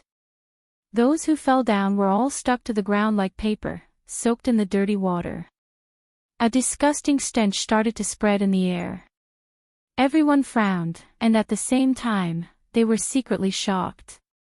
What a powerful poison! In such a short period of time, other than the skin on the surface of the body, the blood, flesh, and bones all turned into black dirty water, and the outside became even brighter and brighter. Everyone looked at the dense fog forest again and couldn't help but suck in a breath of cold air. The colorful fog of the dense fog forest looked gorgeous and colorful, but it contained a deadly poison. Looking at the people who were still poisoned, they still looked bright on the outside. Who could imagine that their insides were actually a puddle of pitch-black dirty water? Why is it like this? Lu Zhenyang muttered to himself and looked at his hand that flicked out the wind. Although he knew that these disciples were poisoned to death, he felt that he was the main culprit. In the blink of an eye, that flick of his finger caused another dozens of disciples to disappear. The remaining close to 300 cultivators of Jinshan country all had deathly pale faces. Everyone was silent out of fear, and no one said a word. It would probably take a long time for the shadow hanging over their heads to disappear. Bai Meng's breathing gradually became heavy. He suddenly raised his hand and slapped out a strong wind, slapping the remaining few poisoned disciples, causing everyone to once again witness a disgusting scene. Bai Meng walked with large strides to the front of the dense fog forest and shouted angrily, "Yu Qianqiu, come out for me if you have the guts." He shouted at the top of his lungs a few times, but only heard his voice travel far away, and no one responded. The cultivators of the surrounding countries all shook their heads and sighed. This Bai Meng was probably mad with anger. That Yu Qianqiu had already been in there for such a long time, and the odds were against him. However, Yu Qianqiu's actions were a bit strange. Since he had such extraordinary ability, why didn't he break out of the encirclement? Why did he have to enter this place of death? It was really unimaginable. Third Axian looked into the depths of the fog and kept muttering to himself, "It's all my fault, it's all my fault." Lu Zhenyang tightened his lips and went over to pull Bai Meng, "Eldest senior brother, it has already happened, we need to think about it at length." Just as the two of them turned around, Yu Qianqiu's sinister laughter suddenly came from the dense fog forest. "What are you shouting for? I have always had guts. If you don't believe me, I'll show you. Take this."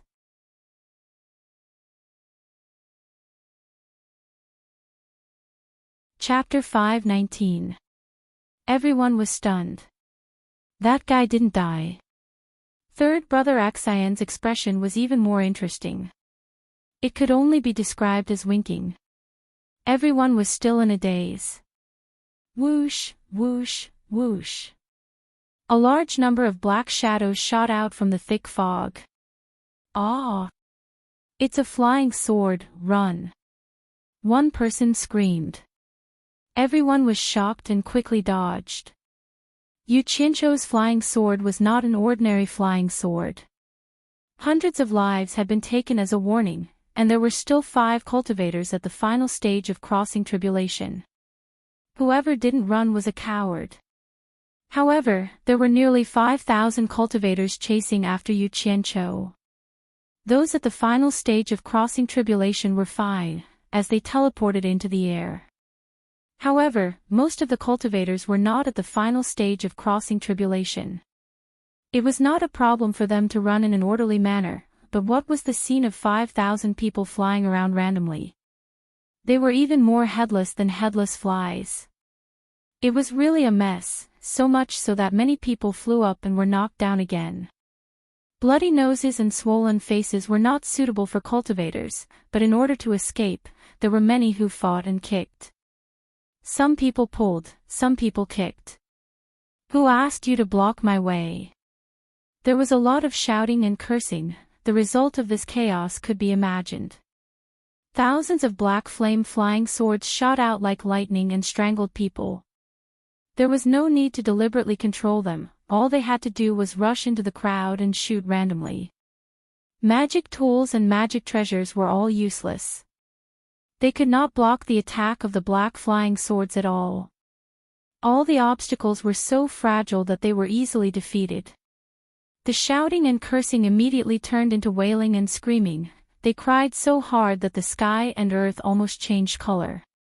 This scene was even more spectacular than the previous 500 people. This time, it was 5,000 people, and it was called a rain of blood. Not to mention the rain of blood, even the broken limbs and other body parts were like rain. Blood was everywhere, and everyone's eyes were bloodshot. The more they ran around, the more opportunities the flying swords had. Those at the final stage of crossing tribulation who flashed into the air were shocked by this tragic scene. Among the 5,000 people, those who were lucky enough to escape were floating in the air, watching the flying swords dismembering people in the midst of the fleeing crowd. They did not feel lucky, they only felt a chill down their spine, and their bodies trembled uncontrollably. Massacre. It was a massacre. Yu Qianqiu had gone mad. He had no regard for human life. What they didn't think about was whether they had gone mad when more than 5,000 people forced Yu Qianqiu into a dead end.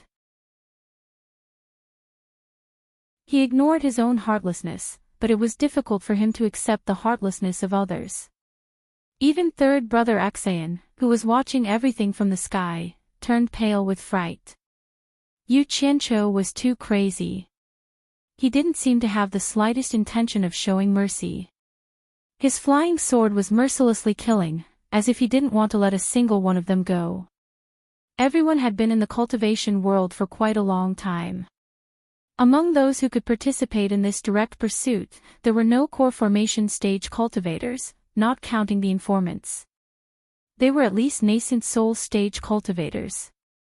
Think about it. For everyone to be able to make it to this day in the cultivation world, who didn't have a few lives on their hands. Even dozens of lives, or hundreds of lives, would not be a rare case. But those were accumulated. Probably not many had personally killed more than 100 people at once. However, the scene in front of them made these old fellows who thought that they were experienced and knowledgeable, completely dumbfounded. This was a completely aimless, inhumane, and reckless massacre. Everyone suddenly thought of the name Yu Qianqiu, and they trembled in fear. A nightmare-like seed was quietly planted in their hearts. The more people they killed, the wider their field of vision became. Without too many obstacles, the remaining people finally ran away covered in blood. Their clothes were drenched in blood. They ran far away and didn't want to look back. It was too terrifying. Yu Qianqiu, who was hiding in the colorful fog, was also a little stunned. It wasn't because he was scared by the number of people he killed, but because he didn't expect the result of this sudden attack to be so good. It was unexpected. Out of these 5,000 people, almost 2,000 had lost their lives to his flying sword. Recalling the flying sword, he quickly hid first, so as not to be killed by the other party. Yu Qianqiu once again sneakily disappeared into the rainbow-colored clouds. The flying swords that had been slaughtering for a while also slipped away. The people in the air looked at the bloody scene on the gravel desert below, and they couldn't recover for a long time. Complete corpses were rarely seen, and the dismembered corpses were almost all dismembered corpses. The wind of the wilderness took away the strong smell of blood, and it didn't take long for more than a dozen eagles to circle in the air. A moment later, a few large bald vultures flew over. These scavengers were not afraid of the humans in the air at all. Seeing the feast that could fill their stomachs below them, they swaggered down without any scruples. There was a lot of food, which was rare in this desolate land, so everyone didn't have to fight for it. Their sharp claws pressed the corpses, and their hook-like sharp beaks tore off a piece of flesh and raised their heads to swallow it. The cautious eagles, seeing that the vultures were safe, let out a cheerful cry and swooped down one by one. However, it was these cheerful cries that woke everyone up and brought disaster to them. When everyone discovered that these feathered beasts were actually eating the corpses of their fellow disciples, they were immediately furious. A flying sword shot out, and a vulture was cut into two. Following that, countless flying swords shot out, and the anger that they couldn't vent on Yu Qianqiu was vented on these feathered beasts. In an instant, they were all slaughtered, and feathers flew in the air. Then, the leading cultivators of the various countries gathered their disciples to count how many people they had lost, and the result was not optimistic. However, there were also people who were slightly relieved, because their people were originally standing on the periphery, and none of them survived. There was joy, and naturally there was sadness. The most tragic thing was that other than the late-stage tribulation-passing experts of their own country, all the disciples of the sect were wiped out, and not a single one survived. Most of them suffered heavy losses, and there were still a few people left in the sect. What should they do? Everyone looked at each other in a daze. When they came to seize the treasure, they were full of confidence, and thought that it would not be a problem to deal with Yu Qianqiu. Unexpectedly, Yu Qianqiu caused heavy losses to each country, and the price was too heavy. Especially those countries who had rushed here in a hurry, and had not done anything, just because they got close to watch, they suffered an undeserved disaster. It really made people want to cry but have no tears. They didn't get anything, and so many people died. How should they explain it back? This was the common thought of the leaders of the various countries. Yu Qianqiu. Get out of here. Ji Fenglu, a cultivator at the late stage of tribulation passing from the Yasa country, roared at the misty forest, "The Yasa country didn't do anything to you, and you actually killed all my disciples. What's the reason? Get out of here, I want to fight to the death with you." Beside him stood two pale junior brothers, who were also at the late stage of tribulation passing, and they seemed to be a little weak. There were nearly 100 people who came with them, but they were all killed just now, leaving only the three of them alone. It would be strange if they weren't angry. In the misty forest, Yu Qianqiu's surprised voice came, "No way. I don't even know the people of the Yasa country, why would I kill them for no reason?" Judging from the voice, this guy was hiding very far away, at least a few hundred meters away from the edge of the forest. It seemed that he was very careful. "We came with more than 100 people, and now there are only 3 of us left. How dare you deny it?" Ji Fenglu roared again, "Yu Qianqiu, if you have the guts, come out and fight to the death with me. Don't be a coward. Don't tell me that you brought more than 100 people from thousands of miles away just to chat and brag to me. Are you trying to scare me? You brought so many people to chat with me. Who are you trying to fool? Damn it. If I don't make the first move, should I let you thousands of people make the first move? Bah. I'm wrong. In fact, it was you who made the first move. I was forced to fight back. A group of inhumane bastards." Yu Qianqiu cursed. Ji Fenglu was rendered speechless by his words.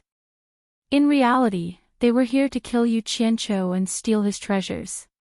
This was something that everyone was well aware of. Otherwise, with thousands of people, who would have nothing better to do and come here to play? Ji Fenglu could not argue, so he continued to roar to vent his anger, "Yu Qianqiu, coward, come out, old dog.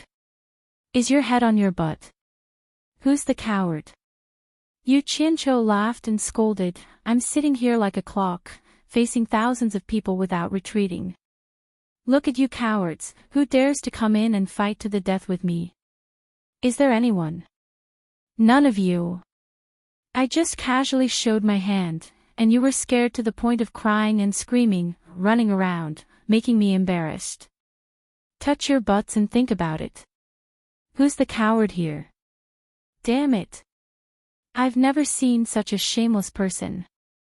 In terms of glib talk, these old men who were used to being high above were no match for Yu Qianqiu. Ji Fenglu's face turned red and he could not say a word. The cultivators around him, including those who were scolded, all had ashen faces. No one made a sound. Although Yu Qianzhou's words were a little unreasonable, it was undeniable that it was the truth. Who here dared to rush into the misty forest to find Yu Qianzhou to settle the score? He might really be sitting there swaggering, but no one could do anything to him. This was really unbearable.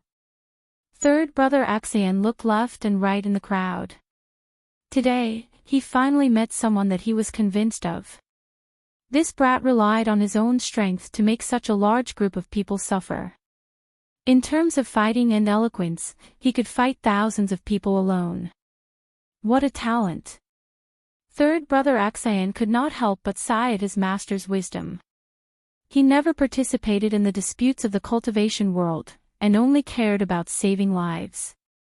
If he was like the other countries and brought people here today, not only would he suffer, he would also be very angry. Everyone, the world's #1 expert below the soul formation stage, am sitting here. If anyone is not convinced, feel free to come and challenge me. One-on-one or all at once, I will take you all on. In the colorful fog, Yu Qianzhou's infuriating and mocking words came again.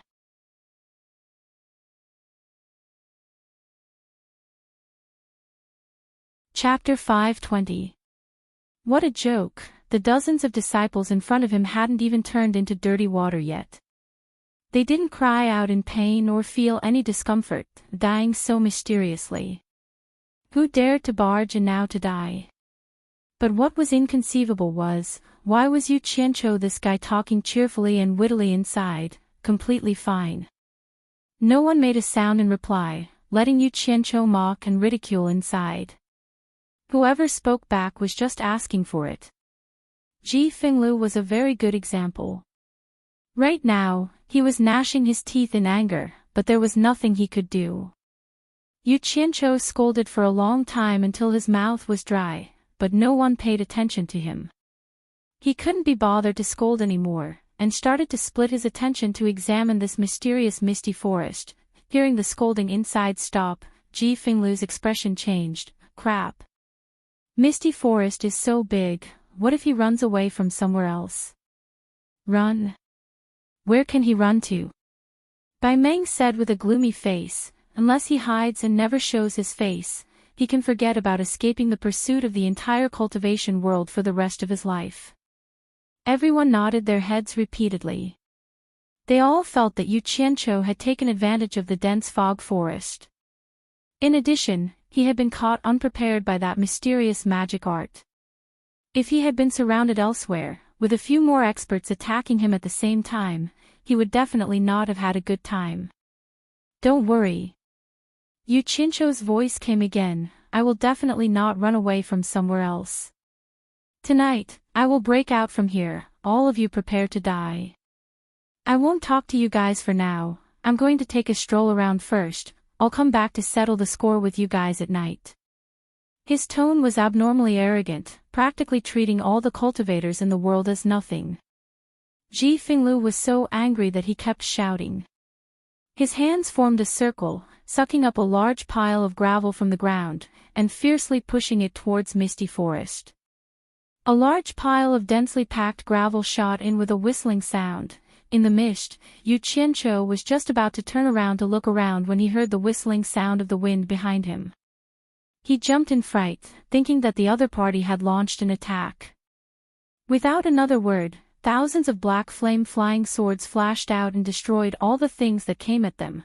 The reason why the fog here was thicker was because he had used the water art to release the fog. This was to better control this area and avoid being ambushed without him knowing. Therefore, no matter how many stones were shot at him, they were all shattered. When he found that all the stones on the ground were stones, he felt like he had been tricked. He immediately cursed again, which shameless old thing actually threw stones at people? Do you still have any morals? Ji Fenglu was infuriated once again. Bai Meng instead raised a hand and pressed it against his shoulder, his gaze lighting up as he stared at the gravel covering the field. The reason why no one dared to attack the fog was that they did not understand the power of this 7-colored fog. They were afraid that the magic tools and magic treasures in their hands would be destroyed if they came into contact with the poison. However, they did not expect that they could borrow the gravel in this field. Bai Meng waved at everyone and pointed at the gravel in the field. He then pointed at Ji Finglu, indicating for everyone to copy what he had done just now. Everyone's face lit up. Without a word, they swept up a large amount of gravel on the ground and fiercely pushed it in the direction where Yu Qianqiu's curses came from. In an instant, the earth-shattering gravel shot into the fog with a whooshing sound. When the rain of gravel rushed into the fog, Yu Qianqiu immediately guessed what it was. So many. He was a bit dumbfounded. F*ck, he hurriedly jumped into a trench at the side. Above his head were the shadows of locusts that were as dense as rain. That sound was truly frightening. Don't look at it as just rocks. There were quite a few tribulation stage experts among them. When those rocks attacked, they could casually break through a wall. Killing ordinary mortals was like cutting vegetables. Even if a cultivator was hit, they would not feel good. When there was no more movement, just as he jumped out, he immediately heard an earth-shattering sound surging towards him. Thus, he jumped back again. When there was no more movement again, he immediately jumped out and flew away on his flying sword. As he turned around, he roared, "A bunch of shameless people, just you wait." Everyone rolled up the gravel again. Although they knew that this wouldn't do anything to him, it was also a way to vent their anger. Even old Axayan, who was at the side, couldn't help but join in the fun. That brat was really too arrogant. He chuckled there. Hearing that flustered and exasperated voice gradually fading away, thousands of people laughed loudly. They finally let out a sigh of relief. However, when they saw the corpses all over the field, they immediately couldn't laugh anymore. With such dismembered corpses, they couldn't even tell whose they belonged to. Even if they wanted to collect them, they couldn't.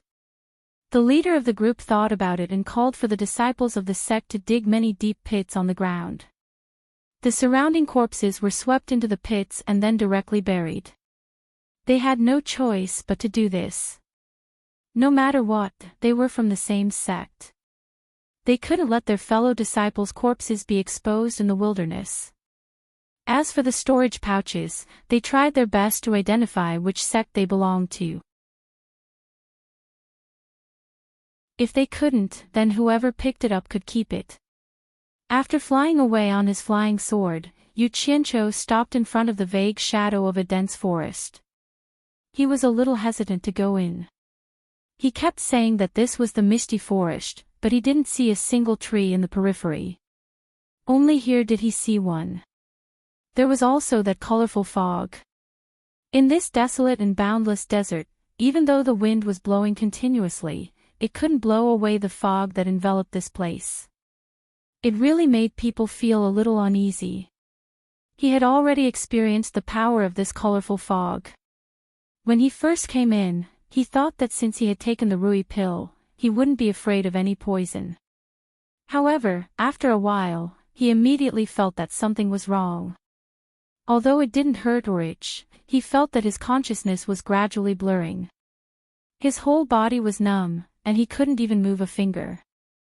Subconsciously, he shouted that something was wrong. He was too careless.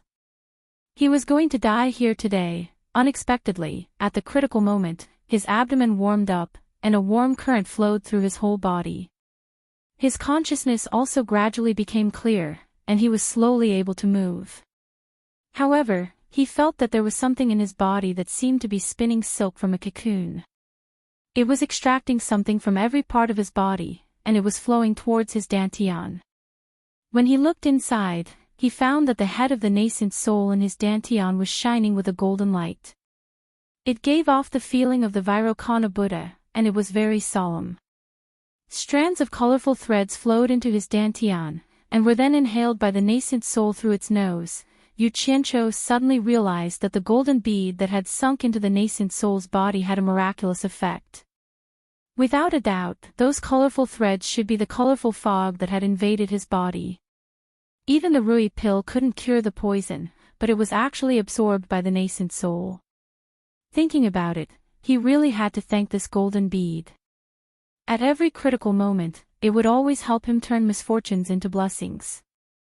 It was very magical, and he didn't know what it was.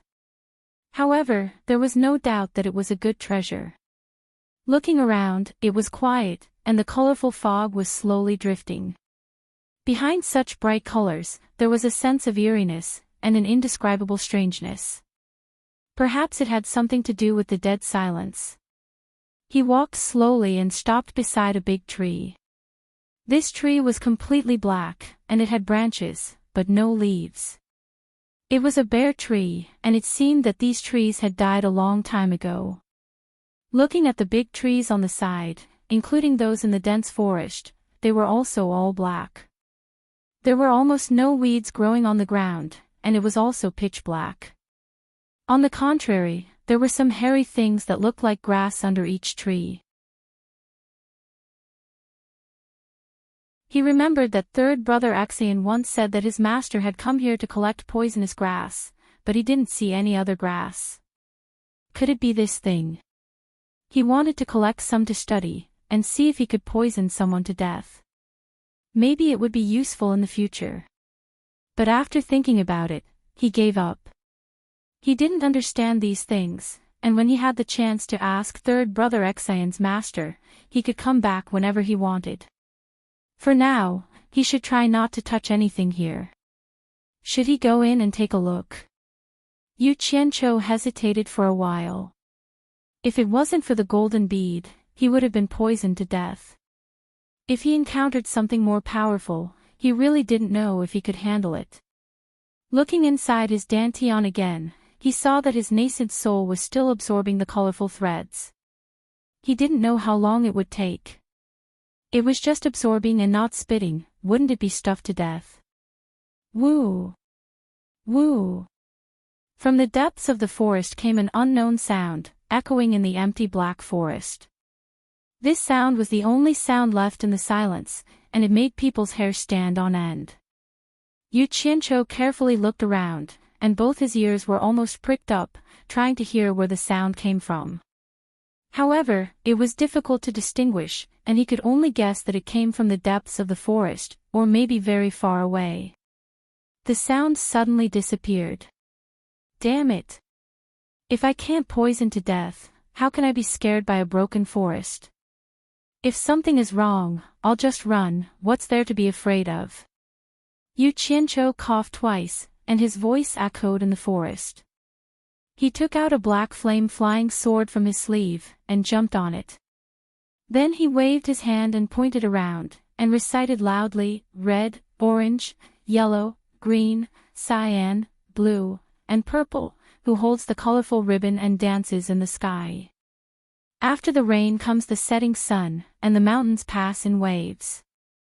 After he finished reciting the poem, he suddenly felt emboldened.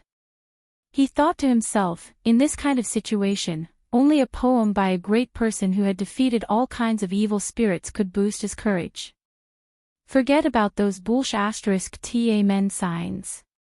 Then his whole body surged with black flame to protect himself, and a few dozen black flame flying swords and blue flame flying swords flashed out to accompany him. When he felt that it was safe, he rode his sword and flew at a constant speed into the depths of the forest. The colorful fog in front of him was getting thicker and thicker, and his vision was getting worse and worse. He almost couldn't see anything in front of him. Yu Qianqiu slowed down, and let a few blue flame flying swords lead the way. He felt that the terrain was getting higher, and the black trees were getting fewer and fewer. It seemed that he was climbing to the top of a mountain. Damn it! What's in here? Yu Qianqiu didn't know how long he had been flying. Just as he was muttering to himself, the scene in front of him suddenly opened up, and he came out of the colorful fog. Yu Qianqiu looked around in surprise, and found that he was already at the top of a mountain in the shape of a basin. The whole mountain was like a huge basin, and he could still see the colorful fog around him, but the inside of the basin was clear, and he could see everything clearly. Below him was a huge depression, and this depression was not simple. It was actually all golden, and he didn't know if it was made of brass or gold. In the middle of the flat yellow metal ground, there was a wide platform that was tens of meters tall, and it was also golden. It looked like an altar.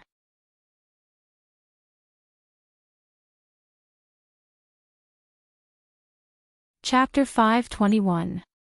The strange thing was, not only was there no rainbow fog in the basin, but there was also no fog in the sky above the basin. The clear sky was like blue velvet. That's not right. Yu Qianqiu rubbed his chin and thought. It was said that the fog forest was shrouded in rainbow fog all year round. If there was such a big gap in the sky, it was impossible for the cultivators flying above not to see it. Yu Qianqiu's gaze fell on the altar. There seemed to be something hanging there. Who cares? If it's dangerous, I'll go and take a look. Yu Qianqiu slowly flew down on his sword and was constantly vigilant of his surroundings. In the end, he smoothly landed on the golden altar.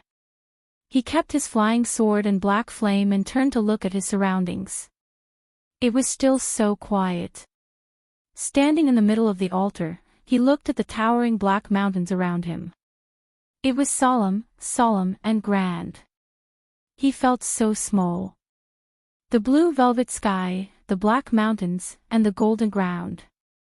These three pure colors formed a strong contrast. Looking up at the sky, he could not help but yearn for the blue sky, as if the sky was his home. Who has nothing better to do? Yu Qianqiu muttered and looked at the entire altar. The altar, which was tens of meters tall, was built in the shape of 4 steps. The area at the top of the altar was probably more than 100 square meters. 4 golden pillars, about 2 meters tall and covered in runes, were erected at the 4 corners of the altar. On the side of each pillar facing the center of the altar, there were 3 ancient characters. Yu Qianqiu moved closer and vaguely guessed what it was. He did not know if it was right, but it seemed to be called Immortal Ascension Stage. Immortal Ascension Stage. Is it a place for immortal ascension? Yu Qianqiu rubbed his chin with one hand and rolled his eyes while his other hand touched the golden pillar. He then clicked his tongue and said, "Good boy. Such a big place is actually built with gold. Damn it, they're too rich. Damn it. Who are you kidding? A place for immortal ascension is built with gold. Are immortals this cheap? It seems to be a sacrificial ground of some ancient race." He hugged the large piece of gold and touched it. He shook his head regretfully. This thing was no longer of much use to him. A curved golden pole was erected on this golden pillar, and a golden chain hung down from it. At the end of the pole hung an arm-length golden horn that was engraved with runes. It was right above his head. What the hell? It should be fine if I touch it. It's still elastic. Yu Qianqiu stretched out his hand to grab the horn and tugged it down. He discovered that the curved golden pole was quite elastic. When he pulled, it bent, and when he let go, it bounced back. Looking around, he estimated that the only thing that could move was the golden pole with the horn hanging on it. Everything else was hard. Strange. Where did that sound come from? Could it be that it didn't come from here, but from somewhere else? Just as Yu Qianqiu was silently cursing, the bugle horn above his head suddenly emitted 3 long and deafening sounds. Woo! Woo!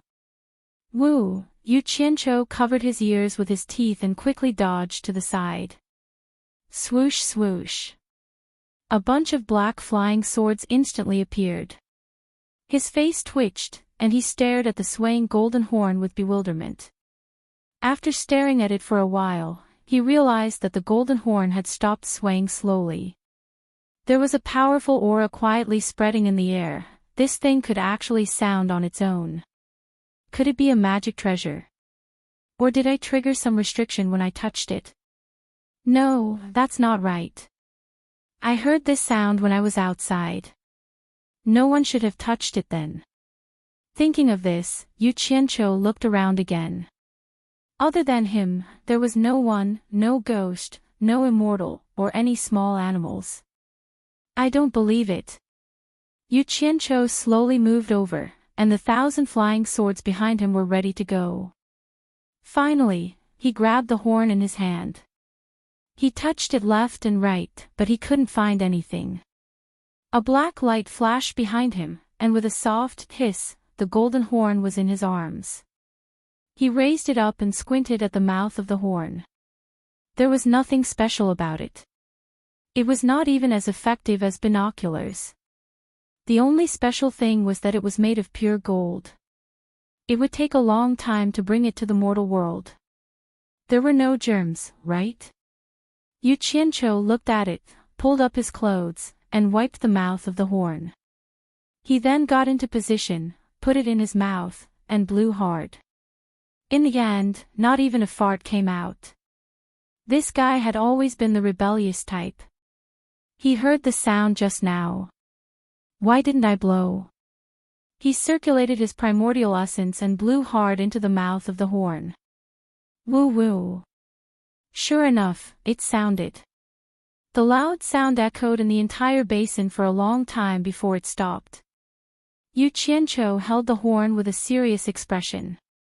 This thing was obviously not for mortals. With the strength of mortals, it was impossible for them to blow it.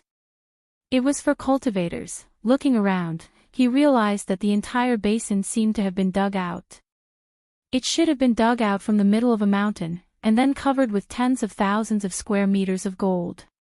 This was not something that could be done with simple manpower and financial resources. Could it be that it was built by ancient cultivators? Also, this place was shrouded in colorful fog. With such a powerful poison, mortals would not be able to enter. He couldn't find an answer to this series of questions, and he reckoned that no one would be able to answer them.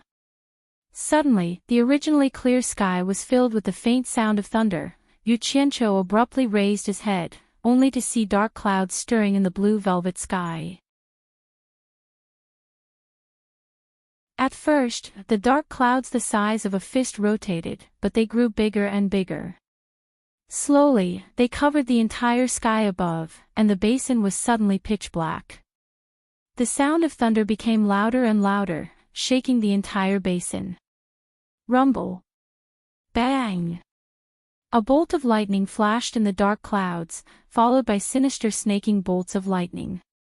The whole basin was lit up, and then it was dark, accompanied by strong winds. Such a huge commotion occurred in the basin, but outside the dense fog forest, the cultivators of the various countries did not notice any movement in the sky. They were discussing how to deal with Yu Qianqiu's breakout at night. Although they did not know whether Yu Qianqiu was telling the truth, they would rather believe it. It was better to be prepared. Little did they know that Yu Qianqiu was looking left and right in shock, and he was like a small boat in a tempestuous storm. This scene was truly a ghastly sight. He did not know what was going on. In any case, he was prepared to escape at any time. However, what was surprising was that the wind gradually subsided, and the surroundings became blue again.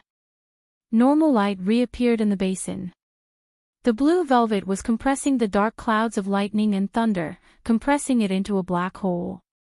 The lightning in the black hole was as fast as thousands of snakes. Yu Qianqiu's ears were buzzing with the sound of thunder. He looked up at the sky with his mouth wide open, looking a little silly. He did not know what the hell was going on in the sky. There was only thunder and no rain. At this moment, the black hole of lightning and thunder gradually rotated, as if it was going to spit something out. As it rotated, the colorful fog around the basin began to be sucked in, gradually covering the entire sky. The gathered fog began to be sucked into the black hole. Suddenly, a dazzling white light flashed in the black hole, and a figure flashed in the white light. Before Yu Qianqiu could react, he suddenly found that there was someone in front of him. He was shocked, and the flying swords behind him all moved in front of him with a swoosh. He saw a golden-robed middle-aged man staring at him coldly. That golden robe was very compatible with the environment. He asked, "Were you the one who blew the immortal ascension?" Yu Qianqiu did not reply, but shouted back, "Who are you?" The middle-aged man was obviously stunned. He looked at the golden horn in his hands, and then at the golden chain that had been cut off. He said indifferently, "How dare you cut off the immortal ascension? Shut the F***ck up. Who the hell are you? Otherwise, don't blame me for being rude," Yu Qianqiu roared. He was actually a little nervous. This golden-robed man's entrance was too awesome. He had never seen such a flashy entrance. It actually caused dark clouds to gather and lightning to flash and thunder to rumble. "You don't know who I am." The golden-robed man looked at him for a while, and said in shock, "I can't see through your cultivation." The cold expression on his face gradually eased. With a faint smile, he cupped his hands and replied, "I am the Celestial Realm's emissary. I heard the Immortal Ascension's call, and have specially come to welcome you to the Celestial Realm." Celestial Realm. What? What did you say? Say it again.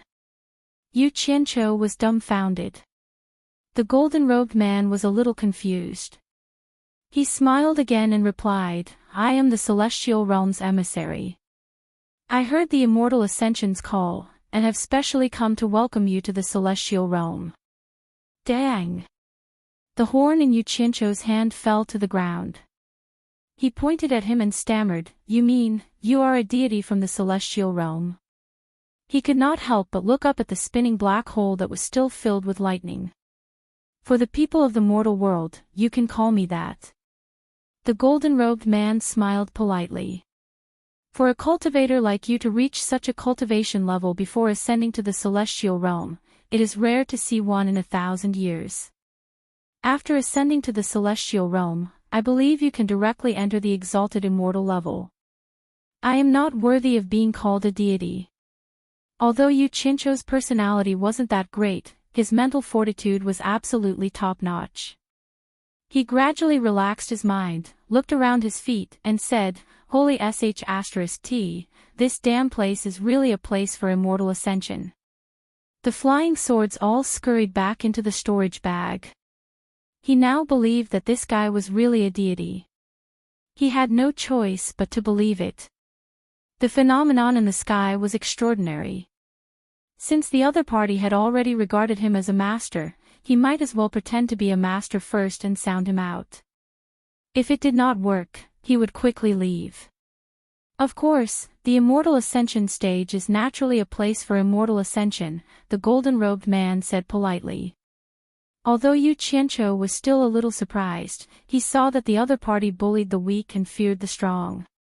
Even if he was a deity, he would not be able to do so. Therefore, he walked around the golden-robed man a few times with his hands behind his back.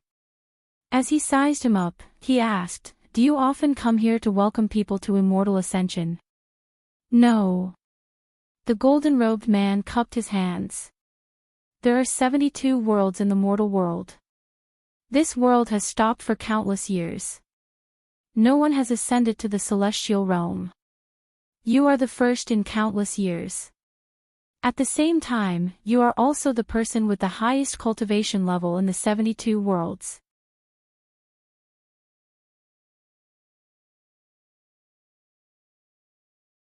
Chapter 522. Hee. My cultivation level is average. I'm passable. Yu Qianqiu laughed and pointed around. "What's going on here? Why did you come the moment I blew the horn?" The golden-robed man's expression turned solemn. A long time ago, an expert from the immortal world used his profound cultivation to break through the void and set up an array here. Once the immortal ascension is blown, it can reach the heavens. Our emissaries will open the corresponding passage to receive you. Then why did I hear the immortal ascension being blown by itself? Yu Qianqiu asked curiously. The golden-robed man smiled. You may not know this, but our emissaries also blow the immortal world's emissaries. Once the immortal ascension is blown, the mortal world's immortal ascension will resonate. Cultivators who have reached a certain level of cultivation will be able to hear the call no matter how far they are. They will follow the sound to the immortal ascension stage and ascend to the immortal world. As he spoke, he pointed at the basin. If your cultivation level is not high enough, you won't be able to hear the horn no matter how loud it is. The range of the array. You mean within this basin? Does that include the forest outside the basin? Yu Qianqiu asked. The range of the array is limited to the basin, the golden-robed man said patiently. This was because he had met Yu Qianqiu, who he could not see through. If it was someone with a lower cultivation level, they would not have the patience to chat with him. That's strange. Then why can I hear the horn from outside? Yu Qianqiu's face was filled with confusion, but he couldn't tell the other party that he was only at the nascent soul stage, yet he could hear it. Was the quality of his immortal ascension not up to standard? Or was it broken after years of disrepair? However, this was not a good question to ask. If he were to find out that he was pretending to be powerful in front of the other party, he might even be killed. This was an immortal from the immortal world. Who knew what powers he had? What made him even more curious was that the golden bead in his body was so magical that even an immortal could not see through his cultivation level. Does one have to reach a certain level of cultivation to ascend to immortality? Can those with insufficient cultivation be promoted? Yu Qianqiu asked with a glimmer of hope. He was quite interested in becoming a legendary immortal. When the time came, he could bring his entire family and his subordinates along to bask in the limelight. That would be great. The golden-robed man was stunned for a moment before he said, if your cultivation isn't high enough, you won't be able to withstand the might of the immortal ascension passageway. But... He paused for a moment before continuing, if there's a great immortal protecting him, or if there's some powerful protective immortal treasure, it won't be a problem. However, I'm afraid people who possess formidable immortal treasures or experts whose cultivation has reached the great immortal realm would disdain to do such a thing. Damn it! Isn't this the same as telling me that there's no hope? I don't have that many connections in the immortal world. If I had those connections, would I still be talking nonsense with you here? One look and I can tell that you're just an errand boy. Yu Qianqiu cursed silently. Seeing that he was still dawdling, the golden-robed man had been a guide for so many years, but this was the first time he had seen such a person. He thought to himself, an expert is indeed an expert. He's studying there slowly and calmly. He's not as emotional as the other ascenders. He could only remind him, you'd better hurry up and ascend with me. This immortal passage can't be open forever. If there's no response, it'll automatically close later. Oh no! How am I supposed to get rid of him? Yu Qianqiu looked at the black hole in the sky and tried to find something to talk about. I thought that ascending to immortality is a process of having thousands of rays of light above your head and stepping on colorful auspicious clouds. I didn't expect it to be through this black hole. Could it be that this seven-colored mist was the legendary seven-colored auspicious cloud? Isn't that a little too vicious? Colorful auspicious clouds. The golden-robed man was stunned. He looked up and saw the colorful fog swirling with the black hole. Suddenly, his expression changed and he said in shock, What? What's going on? I was going to ask you what's going on. Don't you know? Yu Qianqiu glanced at him inadvertently and was stunned. He saw that the golden-robed man was looking at him and his hands were trembling. He could not help but ask, What's wrong with you? The colorful fog. Is it the soul-transforming smoke? Have I been poisoned by the legendary soul-transforming smoke? How could this be? Why? The golden-robed man raised his head with great difficulty and looked at him in horror. I have no enmity with you. Why do you want to harm me? Why do you want to harm me with the soul-transforming smoke?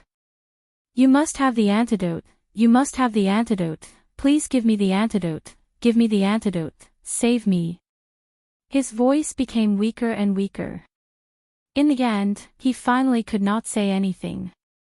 His whole body was frozen in a state of panic as he stretched out his hand to ask for help. Yu Qianqiu also froze in place and looked at the golden-robed man in shock. This situation was so familiar. It was the same as the dozens of poison cultivators from the Jinshan kingdom that he had peeked at in the fog. Could it be that even immortals could not resist the poison of the colorful fog? What's wrong with you? Yu Qianqiu asked again weakly. Then he asked a few more times, but there was no response. Only then did he confirm that the golden-robed man was dead. He looked up at the still spinning black hole speechlessly. The colorful fog around it was still being sucked in slowly. The colorful fog. The soul-transforming smoke. He muttered and frowned deeply. A lot of mysteries surged in his mind. The golden-robed man obviously did not expect to see the colorful fog in this place. That was the soul-transforming smoke he mentioned. Where did it come from? In short, it would not appear for no reason. It was obviously left behind by someone. Or maybe it was deliberately left behind by someone.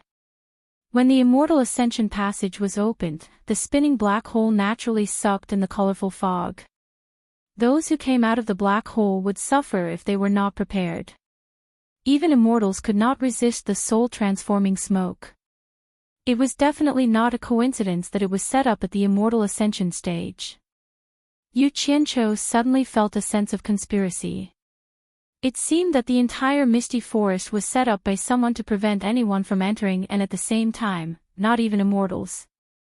Perhaps it was mainly targeted at immortals. Who could have such a grand plan? Was it a cultivator from the cultivation world? That was absolutely impossible. As Yu Qianqiu's eyes flashed, a bolt of lightning flashed out of the black hole and formed a twisted bolt of lightning in the sky above the basin. The black hole in the sky spun faster and faster. Finally, it turned into a dot and slowly disappeared. After the colorful fog in the sky lost its suction force, it began to drift back and return to the surroundings outside the basin. The sky reappeared, but it was filled with stars, twinkling brightly. The golden-robed man opposite him was still begging with a terrified expression. Yu Qianqiu shook his head and sighed. Immortal brother, I'm sorry. I didn't know that I could blow an immortal to death with just a casual blow. I really didn't mean it. Please rest in peace.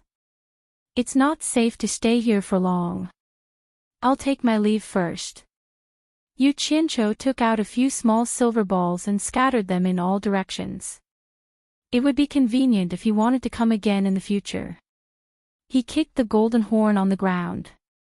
It was also a treasure. He picked it up and was about to put it into his storage bag when he stopped and shook his head. He thought that it was better not to take it. If he attracted a few immortals because of this thing, he would be killed.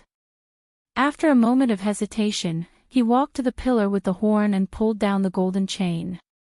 Two green flames lit up between his thumb and index finger, and he reconnected the broken chain. After he let go, the horn hung on the pillar again. It's returned to its owner. I just came here for a stroll. It's none of my business. Yu Qianqiu shrugged. He threw out a green flying sword and jumped on it. With a whoosh, he flew to the top of the mountain. Halfway, he looked back and seemed to have thought of something. He rode the sword and flew back. Jumping back onto the altar, the cyan flying sword under his feet flipped in the air and bounced into the air. With a buzzed sound, it emitted a cyan flame and turned into a flaming sword. Then, it went straight toward the top of the golden-robed man's head. In an instant, a vigorous green flame spurted out from the collar, sleeves, and all the gaps in the golden robe. As Yu Qianqiu raised his hand and waved, the green flame swam out of the golden robe like a dozen fire snakes and entered his palm. The golden robe fell to the ground.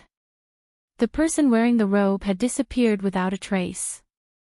Dang dang dang. A bracelet that looked like refined steel bounced a few times on the golden altar. Yu Qianqiu walked over and picked up the golden robe. Other than a few pieces of immortal underwear, there was nothing else. Damn! Are immortals so poor? There are no elixirs or immortal treasures? Yu Qianqiu unfolded the entire golden robe and looked at it again. Indeed, he did not find anything valuable. The quality of the clothes was okay, but he did not know what material it was woven from. He lifted the robe and said helplessly, 3 years for the new one, 3 years for the old one, and another 3 years for the sewing and patching. I'm a child from a poor family. I don't have so many bad habits. I'll make do with it. Maybe it'll be useful in the future. He stuffed it into his storage bag and then grabbed the immortal underwear to check it again. He still did not find anything. In the end, a surging green flame surged out and turned the immortal underwear into ashes. It seemed that he had forgotten the theory of 3 years for the new and 3 years for the old. Poor. So poor. As he shook his head, his eyes fell on the bracelet that looked like refined copper that had rolled to the edge of the altar. The bracelet lay there quietly. It looked very ordinary and not easy to attract attention. His eyebrows twitched subconsciously. He had vaguely guessed something. He picked up the bracelet and weighed it in his hand. It was neither light nor heavy.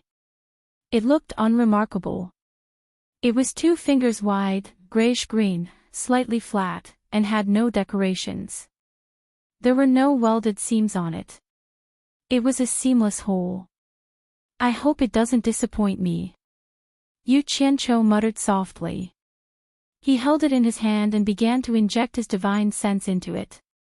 As soon as his divine sense entered, he immediately fell into a space.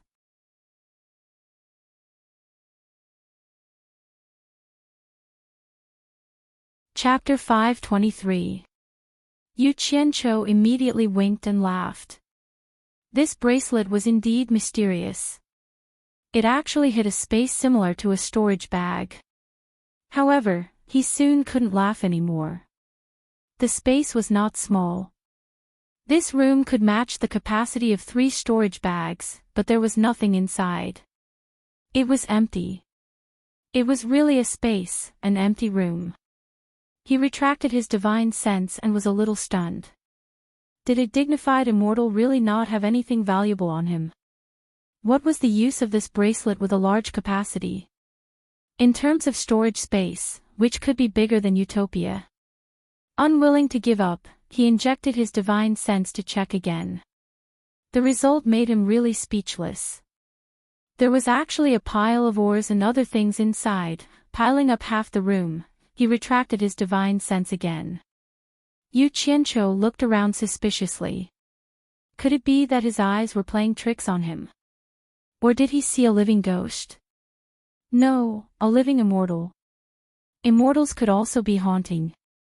It couldn't be that his eyes were playing tricks on him. Yu Qianqiu looked around with a fierce gaze. So what if it was a ghost? I can do whatever I want in the demon region, why would I be afraid of a guy who just died? He injected his divine sense again, and Yu Qianqiu was instantly dumbfounded. It actually became empty again. This time, it would be a lie to say that he wasn't afraid. He only felt the hair on his back stand up. He looked around. In the huge empty space, he was the only one staying on an ancient golden altar. He couldn't hear any sound at all. Long live Chairman Mao! Long live Chairman Mao! He muttered in his heart 10 times in a row. Immediately, his timidity disappeared. He stood upright in the center of the golden altar and looked around coldly. He raised the bracelet in his hand and carefully injected his divine sense into it, observing the internal structure of the entire bracelet. Damn it! After Yu Qianqiu saw it clearly, he couldn't help but laugh. He realized that he was purely scaring himself.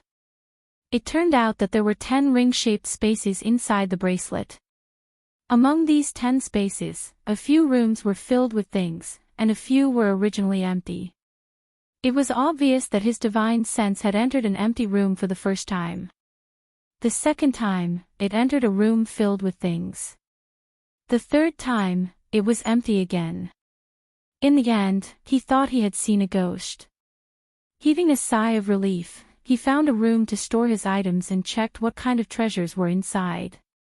There were 5 identical swords stuck in a small pile of silver sand. It was very likely that they were immortal artifacts from the immortal world. This immediately piqued his interest. As he tried to summon it, a cold light flashed and landed in his hand. Its appearance was similar to the flying swords used in the cultivation world, only the style of the handle was different. Yu Qianqiu used his finger to caress the cold blade of the sword. It was cold to the touch, and there were undulating lines on the blade that he could not understand. He could feel that there was a powerful and restrained aura hidden within. This was something that the flying swords of the cultivation world did not have. Once it was activated, its power would definitely not be small. The cold light flowed past and pierced towards the altar. Shwa! It directly penetrated the thick golden platform and stopped at the hilt. Yu Qianqiu clicked his tongue as he pulled out the sword. The sharpness of the sword was indeed incomparable to the flying swords of the cultivation world. Just now, he had only made it go into free fall, but it was already able to pierce through metal effortlessly. Such a good sword, he naturally wanted to try to control it. He wanted to separate a strand of divine sense into the sword to make it easier to control. Unexpectedly, there was already a strand of divine sense residing in it. Just as his divine sense was about to invade, it was driven out by that strand of divine sense. Obviously, it was left behind by the original owner. Thus, he tried several times in a row and used all his energy to erase that strand of divine sense. However, the other party was as majestic as a mountain. With his cultivation, he could not do anything to it at all. Yu Qianqiu had to give up. Looking at such a good sword, it was really a pity that he could not control it. It was not like he could hold it in his hand and use it as an ordinary weapon. It would be more convenient to use his black fire broadsword. He helplessly threw it back into the bracelet. He took turns to try all 5 swords inside, but the result was the same. Not a single one was something he could control with his cultivation. Suddenly, he remembered that his master was asking old ancestor Nan Ming to refine a spiritual treasure. He wondered if he could give this sword to his master. With his cultivation, would he be able to erase the divine sense inside? If he could, since there were 5 swords inside, he should give one to his master as a show of filial respect. His divine sense continued to search for treasures in the space.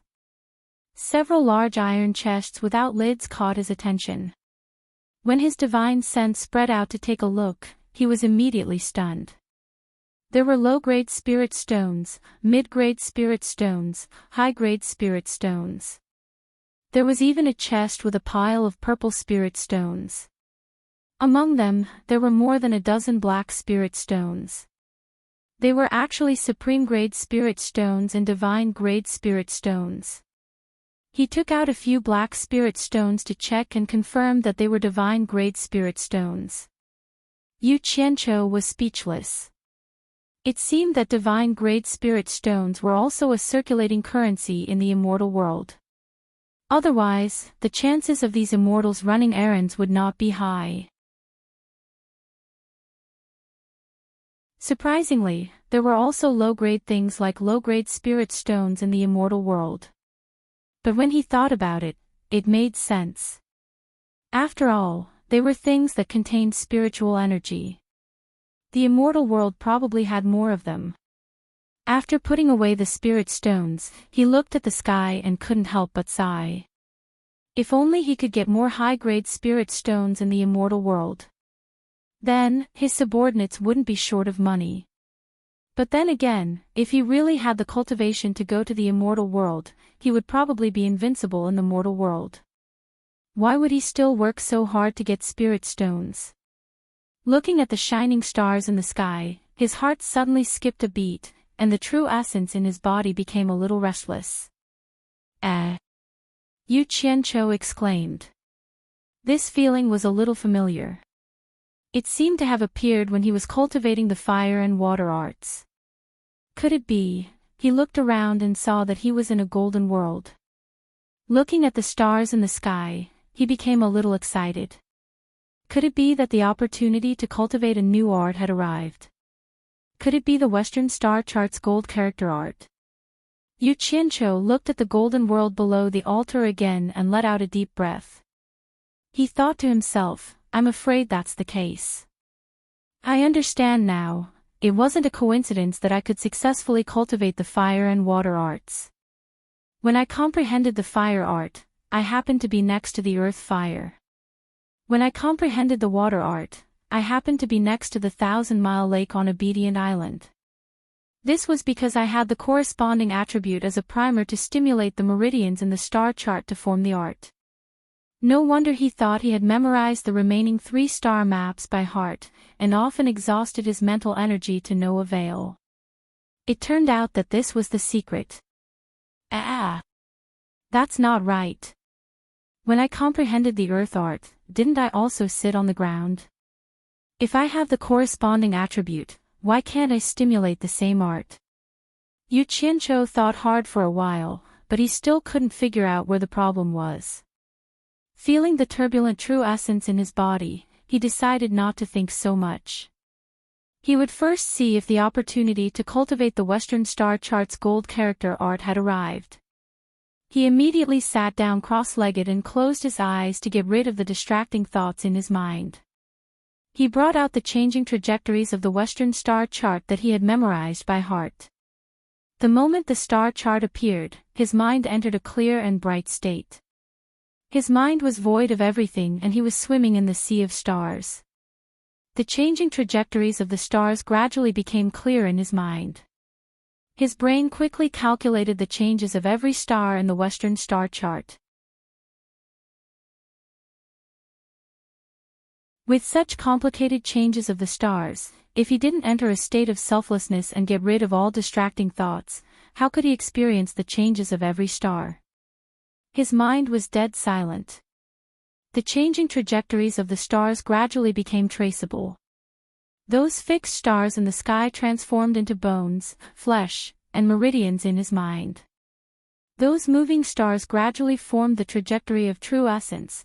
It became clearer, and gradually perfected. When he had completely mastered it, Yu Qianqiu was still immersed in it, without any joy or sorrow.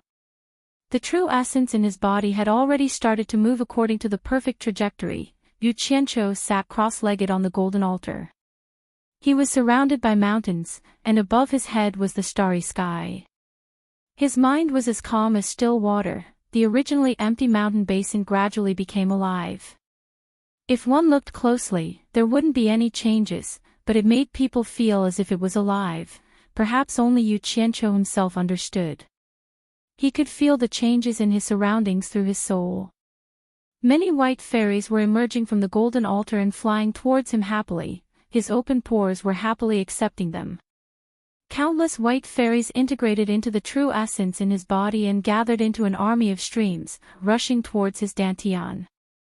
As the nascent soul in his dantian breathed, it continuously absorbed them. After a while, the nascent soul stopped absorbing the white fairies.